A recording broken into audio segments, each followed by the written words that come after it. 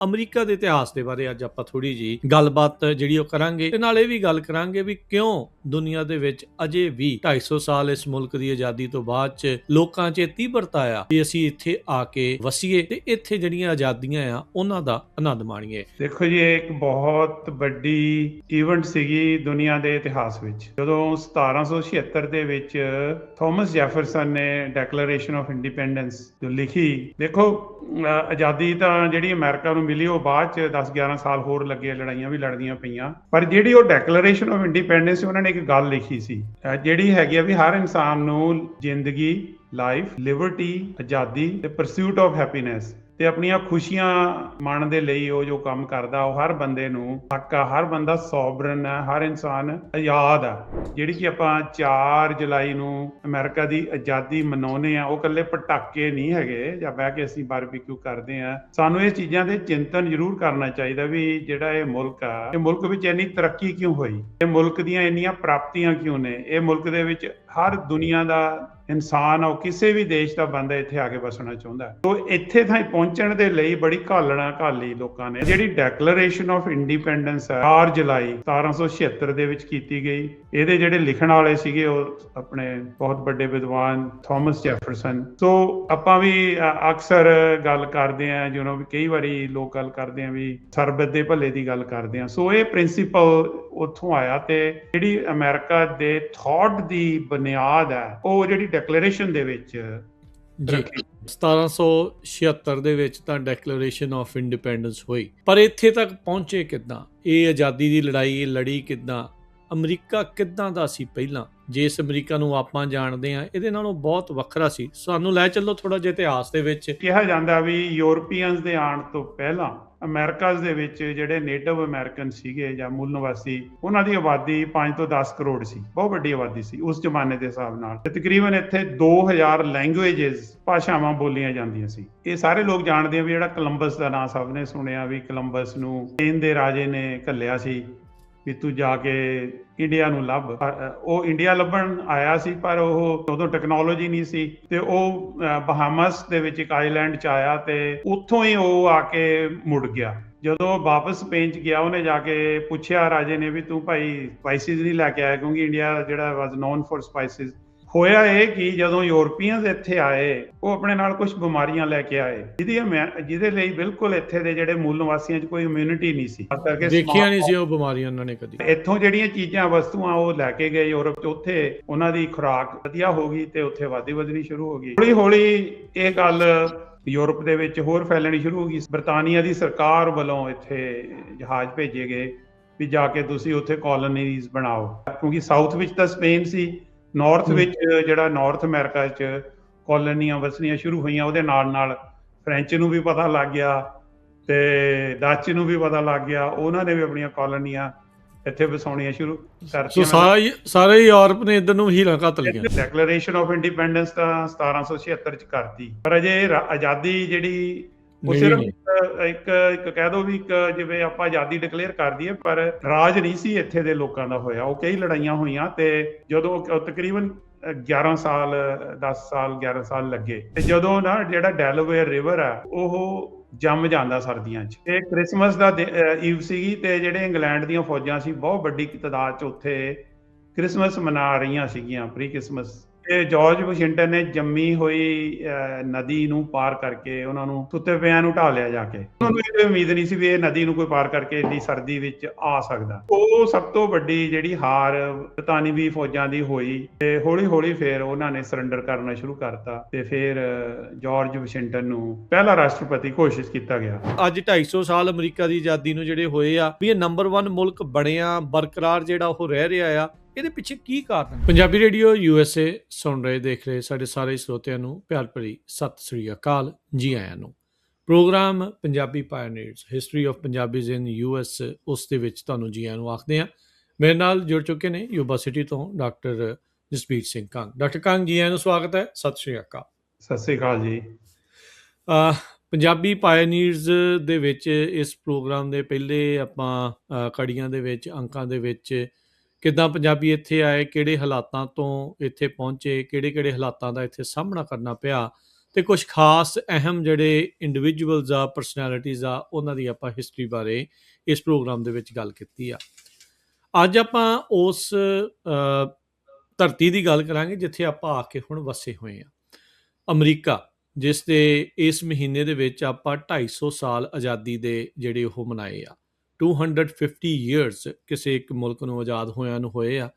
ਇੱਥੇ ਪਹਿਲਾਂ ਕਿੱਦਾਂ ਦੇ ਹਾਲਾਤ ਸੀ, ਇਸ ਧਰਤੀ ਦੇ ਕਿੱਦਾਂ ਦੇ ਹਾਲਾਤ ਸੀ, ਕਿਹੜੇ ਲੋਕ ਇੱਥੇ ਆਏ, ਕੀ ਜਿਹੜੀਆਂ ਚੀਜ਼ਾਂ ਵਾਪਰੀਆਂ, ਅਮਰੀਕਾ ਦੇ ਇਤਿਹਾਸ ਦੇ ਬਾਰੇ ਅੱਜ ਆਪਾਂ ਥੋੜ੍ਹੀ ਜਿਹੀ ਗੱਲਬਾਤ ਜਿਹੜੀ ਉਹ ਕਰਾਂਗੇ।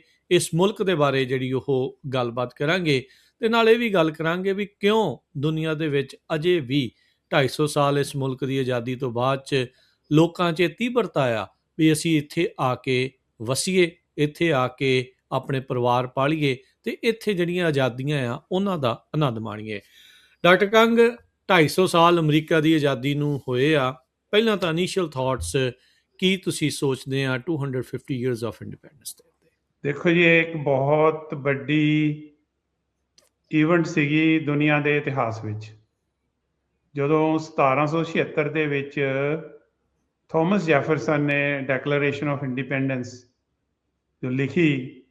ਦੇਖੋ, ਆਜ਼ਾਦੀ ਤਾਂ ਜਿਹੜੀ ਅਮਰੀਕਾ ਨੂੰ ਮਿਲੀ ਉਹ ਬਾਅਦ 'ਚ 10-11 ਸਾਲ ਹੋਰ ਲੱਗੇ, ਲੜਾਈਆਂ ਵੀ ਲੜਦੀਆਂ ਪਈਆਂ। ਇੰਗਲੈਂਡ ਦੇ ਖਿਲਾਫ ਜਿਹੜੀ ਇਹਨਾਂ ਦੀ ਮੇਨ ਲੜਾਈ ਸੀ ਉਹਦੀ ਗੱਲ ਕਰਾਂਗੇ। ਪਰ ਜਿਹੜੀ ਉਹ ਡੈਕਲੇਰੇਸ਼ਨ ਆਫ ਇੰਡੀਪੈਂਡੈਂਸ ਉਹਨਾਂ ਨੇ ਇੱਕ ਗੱਲ ਲਿਖੀ ਸੀ, ਉਹ ਲਿਖੀ ਸੀਗੀ ਜਿਹੜੀ ਹੈਗੀ ਆ ਵੀ ਹਰ ਇਨਸਾਨ ਨੂੰ ਜ਼ਿੰਦਗੀ, ਲਾਈਫ,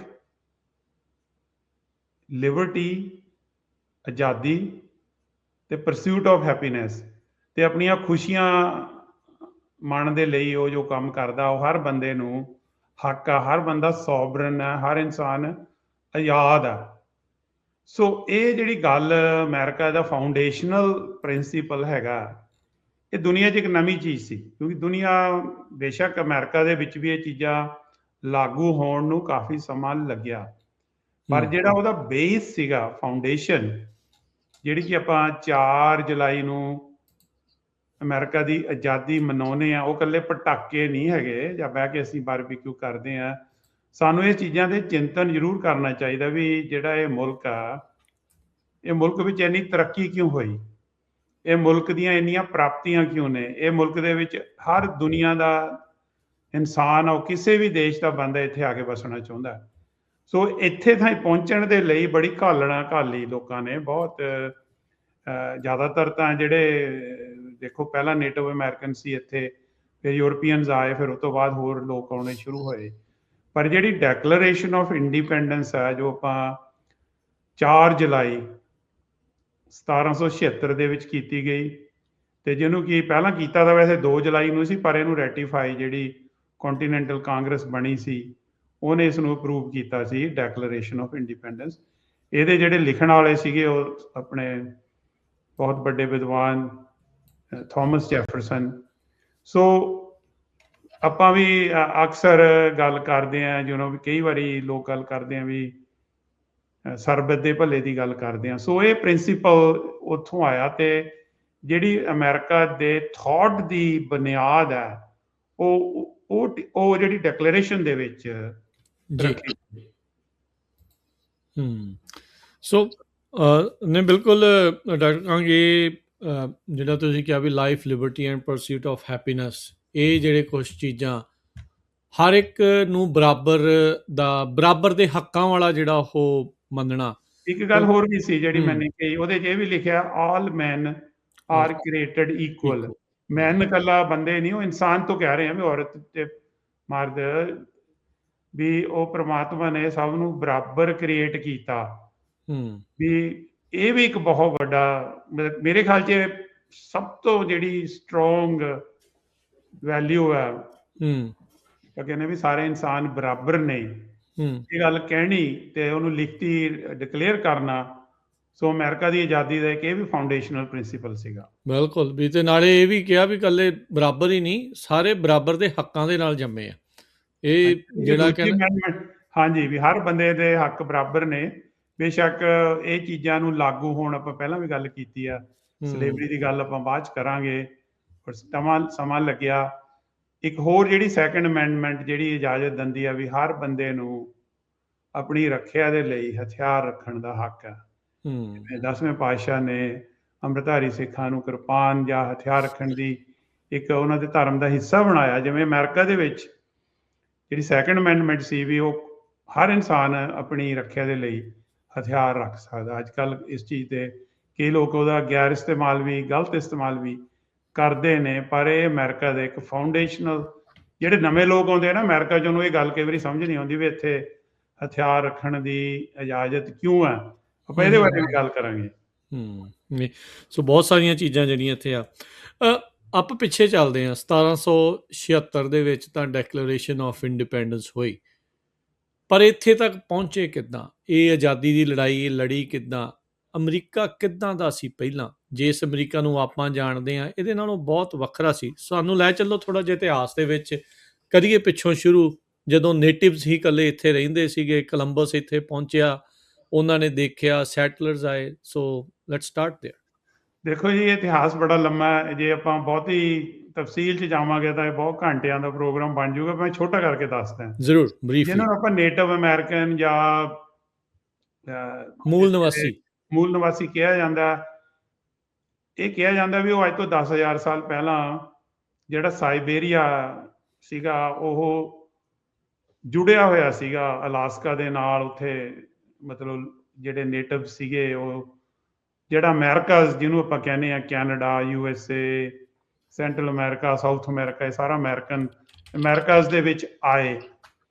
ਤੇ ਕਿਹਾ ਜਾਂਦਾ ਵੀ ਯੂਰਪੀਅਨਸ ਦੇ ਆਉਣ ਤੋਂ ਪਹਿਲਾਂ ਅਮਰੀਕਾਜ਼ ਦੇ ਵਿੱਚ ਜਿਹੜੇ ਨੇਟਿਵ ਅਮਰੀਕਨ ਸੀਗੇ ਜਾਂ ਮੂਲ ਨਿਵਾਸੀ, ਉਹਨਾਂ ਦੀ ਆਬਾਦੀ 5 ਤੋਂ 10 ਕਰੋੜ ਸੀ। ਬਹੁਤ ਵੱਡੀ ਆਬਾਦੀ ਸੀ ਉਸ ਜ਼ਮਾਨੇ ਦੇ ਹਿਸਾਬ ਨਾਲ। ਤੇ ਤਕਰੀਬਨ ਇੱਥੇ 2000 ਲੈਂਗੁਏਜਸ, ਭਾਸ਼ਾਵਾਂ ਬੋਲੀਆਂ ਜਾਂਦੀਆਂ ਸੀ। ਸੋ ਇਹ ਸਾਰੇ ਲੋਕ ਜਾਣਦੇ ਆ ਵੀ ਜਿਹੜਾ ਕੋਲੰਬਸ ਦਾ ਨਾਂ ਸਭ ਨੇ ਸੁਣਿਆ, ਵੀ ਕੋਲੰਬਸ ਨੂੰ ਸਪੇਨ ਦੇ ਰਾਜੇ ਨੇ ਘੱਲਿਆ ਸੀ ਵੀ ਤੂੰ ਜਾ ਕੇ ਇੰਡੀਆ ਨੂੰ ਲੱਭ। ਪਰ ਉਹ ਇੰਡੀਆ ਲੱਭਣ ਆਇਆ ਸੀ, ਪਰ ਉਹ ਕਿ ਉਦੋਂ ਟੈਕਨੋਲੋਜੀ ਨਹੀਂ ਸੀ, ਤੇ ਉਹ ਬਹਾਮਸ ਦੇ ਵਿੱਚ ਇੱਕ ਆਈਲੈਂਡ 'ਚ ਆਇਆ। ਤੇ ਉਹਨੂੰ ਜਿਵੇਂ ਵੈਸਟ ਇੰਡੀਜ਼ ਆਖਿਆ ਜਾਂਦਾ ਉਸ ਏਰੀਏ ਨੂੰ, ਉੱਥੋਂ ਹੀ ਉਹ ਆ ਕੇ ਮੁੜ ਗਿਆ। ਜਦੋਂ ਵਾਪਸ ਸਪੇਨ 'ਚ ਗਿਆ, ਉਹਨੇ ਜਾ ਕੇ ਪੁੱਛਿਆ ਰਾਜੇ ਨੇ ਵੀ ਤੂੰ ਭਾਈ ਸਪਾਈਸਿਸ ਨਹੀਂ ਲੈ ਕੇ ਆਇਆ, ਕਿਉਂਕਿ ਇੰਡੀਆ ਜਿਹੜਾ ਵਾਜ਼ ਨੋਨ ਫॉर ਸਪਾਈਸਿਸ। ਜਿਹੜੇ ਇੰਡੀਆ 'ਚ ਲੋਕ ਜਾਂਦੇ ਸੀ ਉਦੋਂ, ਉਹ ਜ਼ਿਆਦਾਤਰ ਬਾਏ ਲੈਂਡ ਜਾਂਦੇ ਸੀ, ਜੀ, ਹਿੰਦੂ ਖੁਸ਼ ਏਰੀਏ 'ਚੋਂ, ਖਾਈਬਰ ਪਾਸ 'ਚੋਂ ਹੋ ਕੇ ਉਹ ਬਾਇਆ ਪੰਜਾਬ ਲੋਕ ਜ਼ਿਆਦਾ ਯੂਰਪੀਅਨ ਜਾਂਦੇ ਸੀ। ਤੇ ਸਮੁੰਦਰ ਦੇ ਰਸਤੇ ਕੋਈ ਰਸਤਾ ਐਸਟੈਬਲਿਸ਼ ਨਹੀਂ ਸੀ ਹੋਇਆ। ਸੋ ਜਦੋਂ ਕੋਲੰਬਸ ਗਿਆ ਤੇ ਉਹਨੇ ਦੱਸਿਆ ਵੀ ਉੱਥੇ ਬੜਾ ਸੋਨਾ, ਉੱਥੇ ਬੜੀ ਲੋਕਾਂ ਕੋਲੇ ਕਾਫੀ ਚੀਜ਼ਾਂ ਨੇ ਉਸ ਏਰੀਆ ਦੇ ਵਿੱਚ। ਤੋਂ ਜਿਹੜੇ ਸਪੇਨ ਵਾਲੇ ਸੀਗੇ, ਸਪੇਨ ਵਾਲਿਆਂ ਨੇ ਐਕਸਪਲੋਰ ਕਰਨਾ ਸ਼ੁਰੂ ਕੀਤਾ। ਕੋਲੰਬਸ 4 ਵਾਰੀ ਆਇਆ, ਹੋਰ ਬੜੇ ਐਕਸਪਲੋਰਰ ਅਮਰੀਕਾ 'ਚ ਆਏ। ਉਹ ਜ਼ਿਆਦਾ ਤਵੱਜੋ ਉਹਨਾਂ ਦੀ ਸਾਊਥ ਅਮਰੀਕਾ ਵੱਲ ਰਹੀ, ਸਪੇਨ ਦੀ। ਤੇ ਸਪੇਨ ਦੇ ਵਿੱਚੋਂ ਬਹੁਤ ਚੀਜ਼ਾਂ ਇੱਥੋਂ ਕੱਢ ਕੇ ਲੈ ਕੇ ਗਏ। ਜਿਵੇਂ ਮੈਂ ਲਿਸਟ ਬਣਾ ਰਿਹਾ ਸੀਗਾ ਵੀ ਇੱਥੋਂ ਮੱਕੀ, ਆਲੂ, ਆਪਾਂ ਜਿਹਨੂੰ ਸ਼ਕਰਕੰਦੀ, ਸਵੀਟ ਪੋਟੈਟੋ ਕਹਿ ਦਿੰਦੇ ਹਾਂ, ਬੀਨਸ, ਸਕੁਐਸ਼, ਟਮਾਟਰ, ਚਿੱਲੀ, ਪੀਨਟ, ਐਵੋਕਾਡੋ, ਪਾਈਨਐਪਲ ਤੇ ਪਪਾਇਆ, ਤੇ ਤੰਬਾਕੂ। ਜਿਹੜਾ ਤੰਬਾਕੂ ਵੀ ਇੱਥੋਂ ਹੀ ਯੂਰਪ 'ਚ ਉਹਨਾਂ ਨੇ ਲਿਜਾਣਾ ਸ਼ੁਰੂ ਕਰਤਾ। Even chocolate, vanilla, sunflower. ਹੋਇਆ ਇਹ ਕਿ ਜਦੋਂ ਯੂਰਪੀਅਨਸ ਇੱਥੇ ਆਏ, ਉਹ ਆਪਣੇ ਨਾਲ ਕੁਝ ਬਿਮਾਰੀਆਂ ਲੈ ਕੇ ਆਏ, ਜਿਹਦੇ ਲਈ ਬਿਲਕੁਲ ਇੱਥੇ ਦੇ ਜਿਹੜੇ ਮੂਲ ਨਿਵਾਸੀਆਂ 'ਚ ਕੋਈ ਇਮਿਊਨਿਟੀ ਨਹੀਂ ਸੀ। ਖਾਸ ਕਰਕੇ ਦੇਖਿਆ ਨਹੀਂ ਸੀ ਉਹ ਬਿਮਾਰੀਆਂ ਉਹਨਾਂ ਨੇ ਕਦੀ। ਹਾਂਜੀ, ਸਮਾਲ ਪੌਕਸ, ਜਿਹਨੂੰ ਆਪਾਂ ਛੋਟੀ ਮਾਤਾ, ਜਿਹਦੇ ਨਾਲ ਮੂੰਹ ਤੇ ਨਿਸ਼ਾਨ ਪੈ ਜਾਂਦੇ ਆ। ਹੁਣ ਤਾਂ ਅੱਜ ਕੱਲ੍ਹ ਦੇ ਬੱਚਿਆਂ ਨੂੰ ਤਾਂ ਨਹੀਂ ਪਤਾ, ਪਹਿਲਾਂ ਇਹ ਬਹੁਤ ਲੋਕਾਂ ਨੂੰ ਹੁੰਦੀ ਸੀ। ਇਵਨ ਕਿ ਮਹਾਰਾਜਾ ਰਣਜੀਤ ਸਿੰਘ ਦੀ ਇੱਕ ਅੱਖ ਵੀ ਜਿਹੜੀ ਉਹ ਸਮਾਲ ਪੌਕਸ ਨਾਲ ਖਰਾਬ ਹੋ ਗਈ ਸੀ। ਤੇ ਹੋਰ ਚੇਚਕ ਕਹਿ ਦਿੰਦੇ ਜਿਹਨੂੰ, ਹੋਰ ਬਿਮਾਰੀਆਂ ਕਈ ਇੱਥੋਂ ਯੂਰਪ ਤੋਂ ਆਈਆਂ। ਤੇ ਤਕਰੀਬਨ ਜਿਹੜੇ ਨੇਟਿਵ ਸੀਗੇ, ਉਹਨਾਂ ਦੀ 90% ਆਬਾਦੀ ਉਹ ਬਿਮਾਰੀਆਂ ਦੇ ਨਾਲ ਖਤਮ ਹੋ ਗਈ। ਤੇ ਬਹੁਤ ਵੱਡੇ ਪੈਮਾਨੇ ਤੇ ਇੱਥੇ ਪੈਂਡੈਮਿਕਸ ਫੈਲੇ, ਤੇ ਕੁਝ ਲੋਕ ਲੜਾਈਆਂ 'ਚ ਮਾਰੇ ਗਏ, ਕੁਝ ਨੂੰ ਗੁਲਾਮ ਬਣਾ ਲਿਆ ਗਿਆ। ਸੋ ਇਹ ਤਾਂ ਸੀਗੀ ਸਾਊਥ ਅਮਰੀਕਾ ਦੀ। ਪਰ ਇੱਥੋਂ ਜਿਹੜੀਆਂ ਚੀਜ਼ਾਂ, ਵਸਤੂਆਂ ਉਹ ਲੈ ਕੇ ਗਏ ਯੂਰਪ 'ਚ, ਉੱਥੇ ਉਹਨਾਂ ਦੀ ਖੁਰਾਕ ਵਧੀਆ ਹੋ ਗਈ ਤੇ ਉੱਥੇ ਆਬਾਦੀ ਵਧਣੀ ਸ਼ੁਰੂ ਹੋ ਗਈ। ਤੇ ਹੂੰ ਜਦੋਂ ਇਹ ਚੀਜ਼ਾਂ ਨੂੰ ਇੰਗਲੈਂਡ ਵਾਲਿਆਂ ਨੂੰ ਪਤਾ ਲੱਗਿਆ, ਇੰਗਲੈਂਡ ਵਾਲੇ ਨੇ ਵੀ ਆਪਣੇ ਬੰਦੇ ਇੱਥੇ ਭੇਜਣੇ ਸ਼ੁਰੂ ਕਰਤੇ। ਕਿਹਾ ਤੇ ਇਹ ਜਾਂਦਾ ਵੀ ਜਿਹੜੇ ਵਾਈਕਿੰਗ ਸੀਗੇ ਉਹ ਤਕਰੀਬਨ 1000 ਸਾਲ ਪਹਿਲਾਂ ਨਿਊਫਾਊਂਡਲੈਂਡ 'ਚ ਆਏ ਸੀ, ਪਰ ਉਹ ਇੱਥੇ ਐਸਟੈਬਲਿਸ਼ ਨਹੀਂ ਹੋ ਸਕੇ। ਹੂੰ ਉਸ ਤੋਂ ਬਾਅਦ ਜਿਹੜੀ ਪਹਿਲੀ ਇੱਕ ਬਸਤੀ ਵਜਾਉਣ ਦੀ ਕੋਸ਼ਿਸ਼ ਕੀਤੀ ਗਈ, ਉਹ ਵੀ ਫੇਲ ਹੋ ਗਈ ਸੀ ਜਿਹੜੀ ਇੰਗਲੈਂਡ ਵਾਲਿਆਂ ਨੇ। ਸੋ ਜਿਹੜੀ ਪਹਿਲੀ ਬਰਤਾਨੀਆ ਤਾਂ ਉਦੋਂ ਬਣਿਆ ਨਹੀਂ ਸੀ, ਇੰਗਲੈਂਡ ਹੀ ਕਿਹਾ ਜਾਂਦਾ ਸੀ। ਜਿਹੜੀ ਇੰਗਲੈਂਡ ਤੋਂ ਆਏ ਲੋਕਾਂ ਦੀ ਪਹਿਲੀ ਬਸਤੀ ਸੀ, ਉਹ ਜੇਮਸ ਟਾਊਨ ਵਰਜੀਨੀਆ 'ਚ ਬਸੀ ਸੀ। ਪਰ ਇਸ ਤੋਂ ਵੀ ਜਿਹੜੀ ਜ਼ਿਆਦਾ ਇੰਪੋਰਟੈਂਟ ਬਸਤੀ ਆ, ਉਹ ਸੀਗੀ ਜਿੱਥੇ ਬੋਸਟਨ ਹੈ, ਪਲੇਮਥ ਏਰੀਆ ਕਿਹਾ ਜਾਂਦਾ। ਉੱਥੇ ਜਿਹੜੇ ਲੋਕ ਆਏ ਸੀ ਉਹਨਾਂ ਨੂੰ ਪਿਊਰਿਟਨ ਕਿਹਾ ਜਾਂਦਾ ਸੀ। ਅੱਛਾ ਹਾਂ, ਉਹ ਪਿਊਰਿਟਨ ਕਿਉਂ ਕਿਹਾ ਜਾਂਦਾ ਸੀ ਉਹ ਮੈਂ ਤੁਹਾਨੂੰ ਤਫਸੀਲ ਨਾਲ ਦੱਸਾਂਗਾ, ਕਿਉਂਕਿ ਯੂਰਪ 'ਚ ਉਹਨਾਂ ਦੇ ਨਾਲ ਧਾਰਮਿਕ ਵਿਤਕਰਾ ਹੁੰਦਾ ਸੀ। ਸੋ ਜਿਹੜੇ ਤਾਂ ਜੇਮਸ ਟਾਊਨ 'ਚ ਆਏ ਸੀ, ਉਹ ਤਾਂ ਆਏ ਸੀ ਇੱਥੇ ਕਿਉਂਕਿ ਭੇਜੇ ਗਏ ਸੀ ਬਰਤਾਨੀਆ ਕਨੀ ਤੋਂ। ਹੂੰ ਜਿਹੜੇ ਪਿਊਰਿਟਨਸ ਆਏ ਸੀ, ਉਹ ਜਿਹੜੇ ਜਹਾਜ਼ ਤੇ ਆਏ ਸੀ, ਉਹਦਾ ਨਾਂ ਸੀ ਮੇਫਲਾਵਰ। ਹੂੰ ਤੇ ਉਹ 1620 ਵਿੱਚ ਆ ਕੇ ਉੱਥੇ ਆਏ ਸੀ। ਤੇ ਇਹ ਬੜੀ ਜ਼ਰੂਰੀ ਆ ਉਹਨਾਂ ਦੀ ਹਿਸਟਰੀ ਜਾਣਨੀ ਕਿ ਉਹ ਕਿਉਂ ਆਏ ਸੀ, ਕਿਉਂਕਿ ਉਹ ਸਾਰੀ ਜਿਹੜੀ ਅਮਰੀਕਾ ਦੇ ਵਿੱਚ ਧਾਰਮਿਕ ਨਵੀਂ ਸੋਚ ਪੈਦਾ ਹੋ ਰਹੀ ਸੀ। ਅਮਰੀਕਾ 'ਚ ਨਹੀਂ, ਸੌਰੀ, ਯੂਰਪ ਦੇ ਵਿੱਚ। ਉਹਦੇ ਬਾਰੇ ਆਪਾਂ ਗੱਲ ਕਰਾਂਗੇ। ਸੋ 1621 ਦੇ ਵਿੱਚ ਪਹਿਲਾ ਥੈਂਕਸਗਿਵਿੰਗ ਮਨਾਇਆ ਜਾਂਦਾ। ਸੋ ਜਿਹੜੇ ਪਹਿਲੇ ਵਸਿੰਦੇ ਜਿਨ੍ਹਾਂ ਨੂੰ ਪਿਊਰਿਟਨਸ ਕਿਹਾ ਜਾਂਦਾ ਸੀ, ਜਿਹੜੇ ਬੋਸਟਨ ਦੇ ਲਾਗੇ ਆ ਕੇ ਬਸੇ, ਉਹਨਾਂ ਨੇ ਜਿਹੜੇ ਇੱਥੇ ਦੇ ਨੇਟਿਵ ਸੀਗੇ ਉਹਨਾਂ ਨਾਲ ਦੋਸਤੀ ਪਾ ਲਈ। ਹੂੰ ਤੇ ਜਿਹੜੇ ਨੇਟਿਵ ਸੀਗੇ ਉਹਨਾਂ ਦੀ ਕਿਸੇ ਹੋਰ ਟ੍ਰਾਈਬ ਨਾਲ ਲੜਾਈ ਸੀ, ਤੇ ਉਹ ਲੜਾਈ ਉਹਨਾਂ ਨੇ ਪਿਊਰਿਟਨਸ ਤੇ ਨੇਟਿਵਸ ਨੇ ਇਕੱਠੇ ਹੋ ਕੇ ਉਸ ਗਰੁੱਪ ਦੇ ਖਿਲਾਫ ਲੜੀ ਸੀ, ਤੇ ਉਹ ਜਿੱਤੇ। ਤੇ ਜਿੱਤ ਕੇ ਫਿਰ ਉਹਨਾਂ ਨੇ ਪਹਿਲਾ ਜਿਹੜਾ ਥੈਂਕਸਗਿਵਿੰਗ 1621 ਵਿੱਚ ਮਨਾਇਆ ਸੀ। ਅੱਛਾ ਹੌਲੀ ਹੌਲੀ ਇਹ ਗੱਲ ਯੂਰਪ ਦੇ ਵਿੱਚ ਹੋਰ ਫੈਲਣੀ ਸ਼ੁਰੂ ਹੋ ਗਈ। ਸੋ ਬਰਤਾਨੀਆ ਤੋਂ ਕਾਫੀ ਇੱਥੇ ਬਰਤਾਨੀਆ ਦੀ ਸਰਕਾਰ ਵੱਲੋਂ ਇੱਥੇ ਜਹਾਜ਼ ਭੇਜੇ ਗਏ ਵੀ ਜਾ ਕੇ ਤੁਸੀਂ ਉੱਥੇ ਕਾਲੋਨੀਜ਼ ਬਣਾਓ। ਹੂੰ ਹੂੰ ਹੂੰ ਆਪਣੇ ਜਿਹੜਾ, ਕਿਉਂਕਿ ਸਾਊਥ ਵਿੱਚ ਤਾਂ ਸਪੇਨ ਸੀ, ਨਾਰਥ ਵਿੱਚ ਜਿਹੜਾ ਨਾਰਥ ਅਮਰੀਕਾ 'ਚ ਕਾਲੋਨੀਆਂ ਵਸਣੀਆਂ ਸ਼ੁਰੂ ਹੋਈਆਂ। ਉਹਦੇ ਨਾਲ ਨਾਲ ਫਰੈਂਚ ਨੂੰ ਵੀ ਪਤਾ ਲੱਗ ਗਿਆ ਤੇ ਡੱਚ ਨੂੰ ਵੀ ਪਤਾ ਲੱਗ ਗਿਆ। ਉਹਨਾਂ ਨੇ ਵੀ ਆਪਣੀਆਂ ਕਾਲੋਨੀਆਂ ਇੱਥੇ ਵਸਾਉਣੀਆਂ ਸ਼ੁਰੂ ਸੋ ਕਰਤੀਆਂ। ਸਾਰੇ ਯੂਰਪ ਨੇ ਇੱਧਰ ਨੂੰ ਹੀਰਾ ਘੱਤ ਲਿਆ। ਇੱਧਰ ਨੂੰ ਹੀਰਾਂ ਘਾਤਲੀਆਂ ਵੀ ਅਮਰੀਕਾ 'ਚ ਬਹੁਤ ਥਾਂ ਪਈ ਆ ਖਾਲੀ। ਰਿਸੋਰਸ ਬਹੁਤ ਆ। ਇੰਟਰਸਟਿੰਗ ਗੱਲ ਦੱਸਦਾ, ਜਿਹੜੇ ਡੱਚ ਸੀ, ਜਿਹੜਾ ਮੈਨਹਟਨ ਹੈ, ਉਹ ਜ਼ਮੀਨ ਉਹਨਾਂ ਨੇ $25 ਦੇ ਵਿੱਚ ਨੇਟਿਵ ਤੋਂ ਖਰੀਦੀ ਸੀ। ਸੋ ਇਹ ਹੁਣ ਤੁਸੀਂ ਦੱਸੋ ਵੀ ਤੁਸੀਂ ਆਪਾਂ ਅਮਰੀਕਾ ਦੀ ਗੱਲ ਜਾਰੀ ਰੱਖੀਏ ਜਾਂ ਅਮਰੀਕਾ ਜਾਂ ਯੂਰਪ ਦੇ ਵਿੱਚ ਥੋੜੀ। ਹਾਂਜੀ, ਨਹੀਂ, ਆਪਾਂ ਦੋਨੋਂ ਚੀਜ਼ਾਂ ਹੀ ਜਿਹੜੀਆਂ ਇਸ ਨੂੰ ਪੈਰਲਲੀ ਜਿਹੜਾ ਉਹ ਕਵਰ ਕਰਦੇ ਹਾਂ, ਦੇਖਦੇ ਹਾਂ ਵੀ ਕਿੱਦਾਂ ਜਿਹੜੀਆਂ ਚੀਜ਼ਾਂ ਜਿਹੜੀਆਂ ਸੀਗੀਆਂ। ਹੌਲੀ ਹੌਲੀ ਇੱਥੇ ਜੀ ਕਾਲੋਨੀਜ਼ ਵਸ ਗਈਆਂ ਤੇ ਉਹਨਾਂ ਨੇ 13 ਸਟੇਟਸ ਦਾ ਰੂਪ ਲੈ ਲਿਆ।